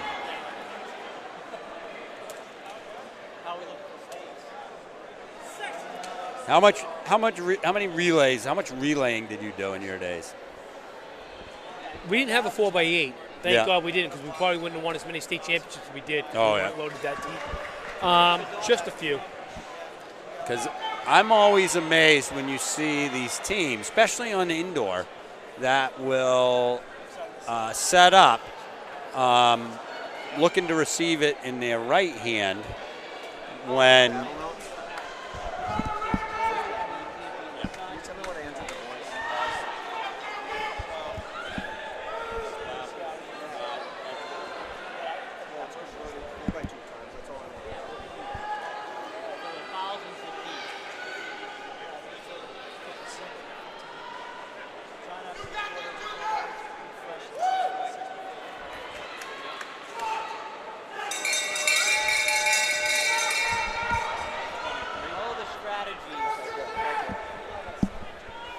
but you see them setting up and with their backs to the infield of the track. If you're doing that here, I mean, you're going to see your guy for 15 meters, and that might be too late. What we always did was, and we did take a lot of pride in it, when you say blind handoffs, everybody knew how to hand off. Right. I mean, we did spend a lot of time doing it. So Raymond takes that 123.83, Portsmouth Christian 124.67. And everybody did the same way. Yeah. So if you were switched, whatever. switched around, whatever. That's the same with us, but we always make sure that our receiving hand is going to be our left hand, and we're not faced away from the track, that we're faced into the track, that you're going to watch your guy come around that corner. Yep. You're going to see him all the way down the straightaway. I just think it's crazy that you're going to have your back to the competition potentially if you're not shunted down to the inside. If somebody goes down in lane one and you turn to go off and run, you could run right into them. It just doesn't make a lot of sense to me. But you see a lot of teams do that. We always had a rule. It was the guy with the baton in his hand made sure he got it into the other guy's hand. Yep. And you just had your hand back. Yep. But I mean, that's a little different because while you're blind to the baton, you're not blind to what's going on in front of you in the track. I never looked back for the baton. It never looked back ever. Yeah. Yep. In fact, did it so much that Boston actually wrote a song about it. Don't look back. Don't look back. That was. You were in with those guys? Yeah. They didn't know them? One of them lived down in Atkinson. All right. Belmont leading into last handoff.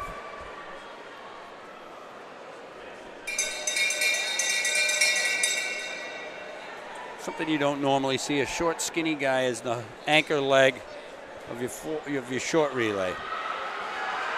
And that's usually why. Because you get rolled up by somebody bigger. Yeah.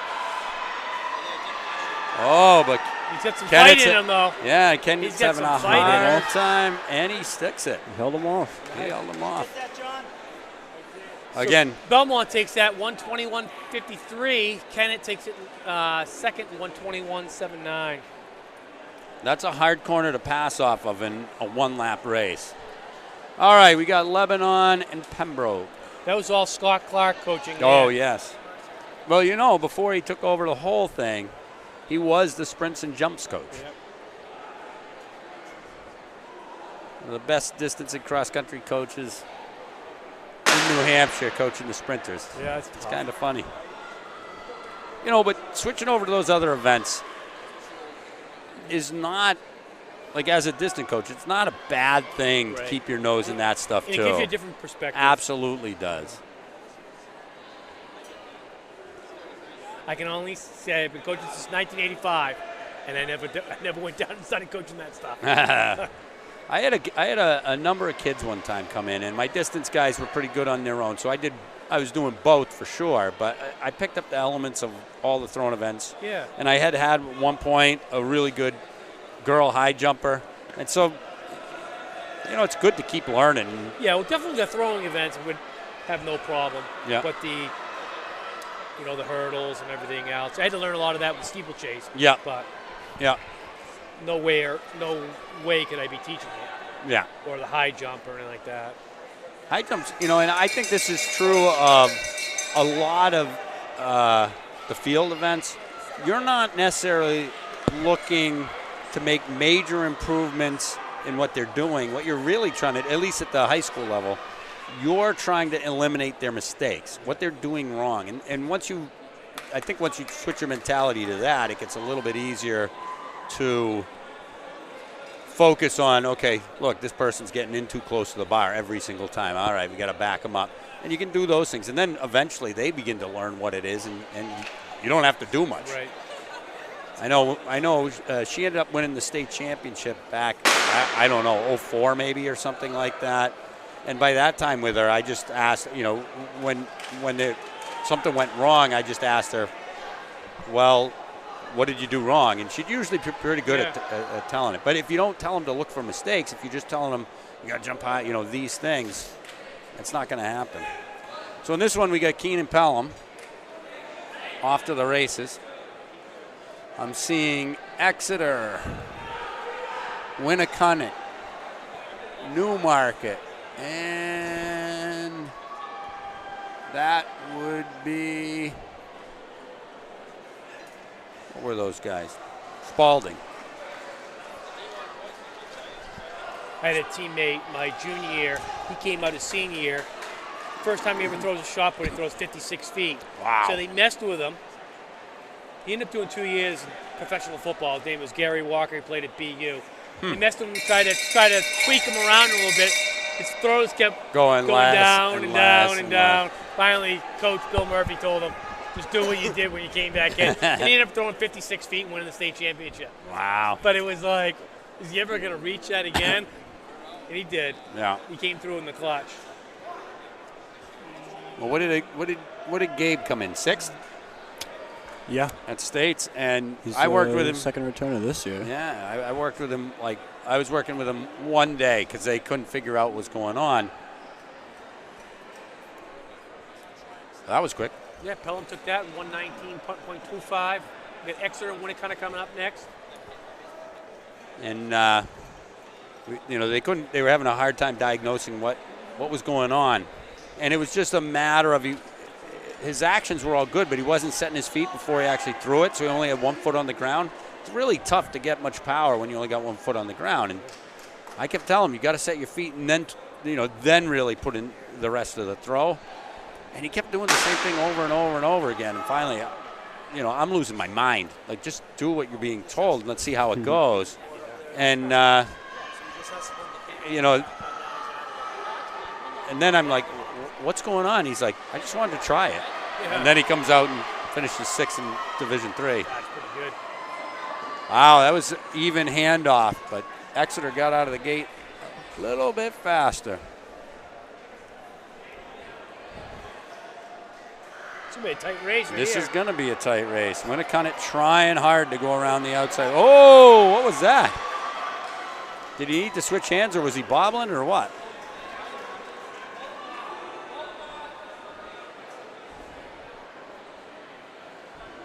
I think Winnicott was trying too hard to pass him on the corner and then didn't have another burst.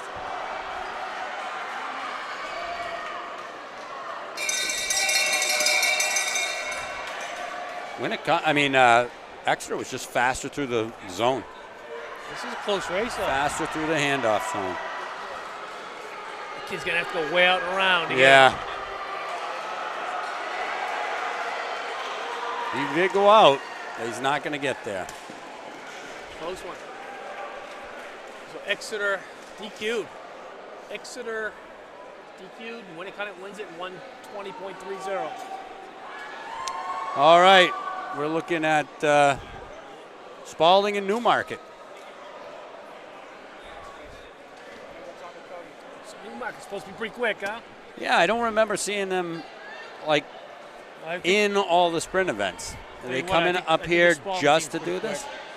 Oh, yeah. It's good to see Newmarket be good, Absolutely. When we started, Newmarket was still pretty good in cross. Yeah.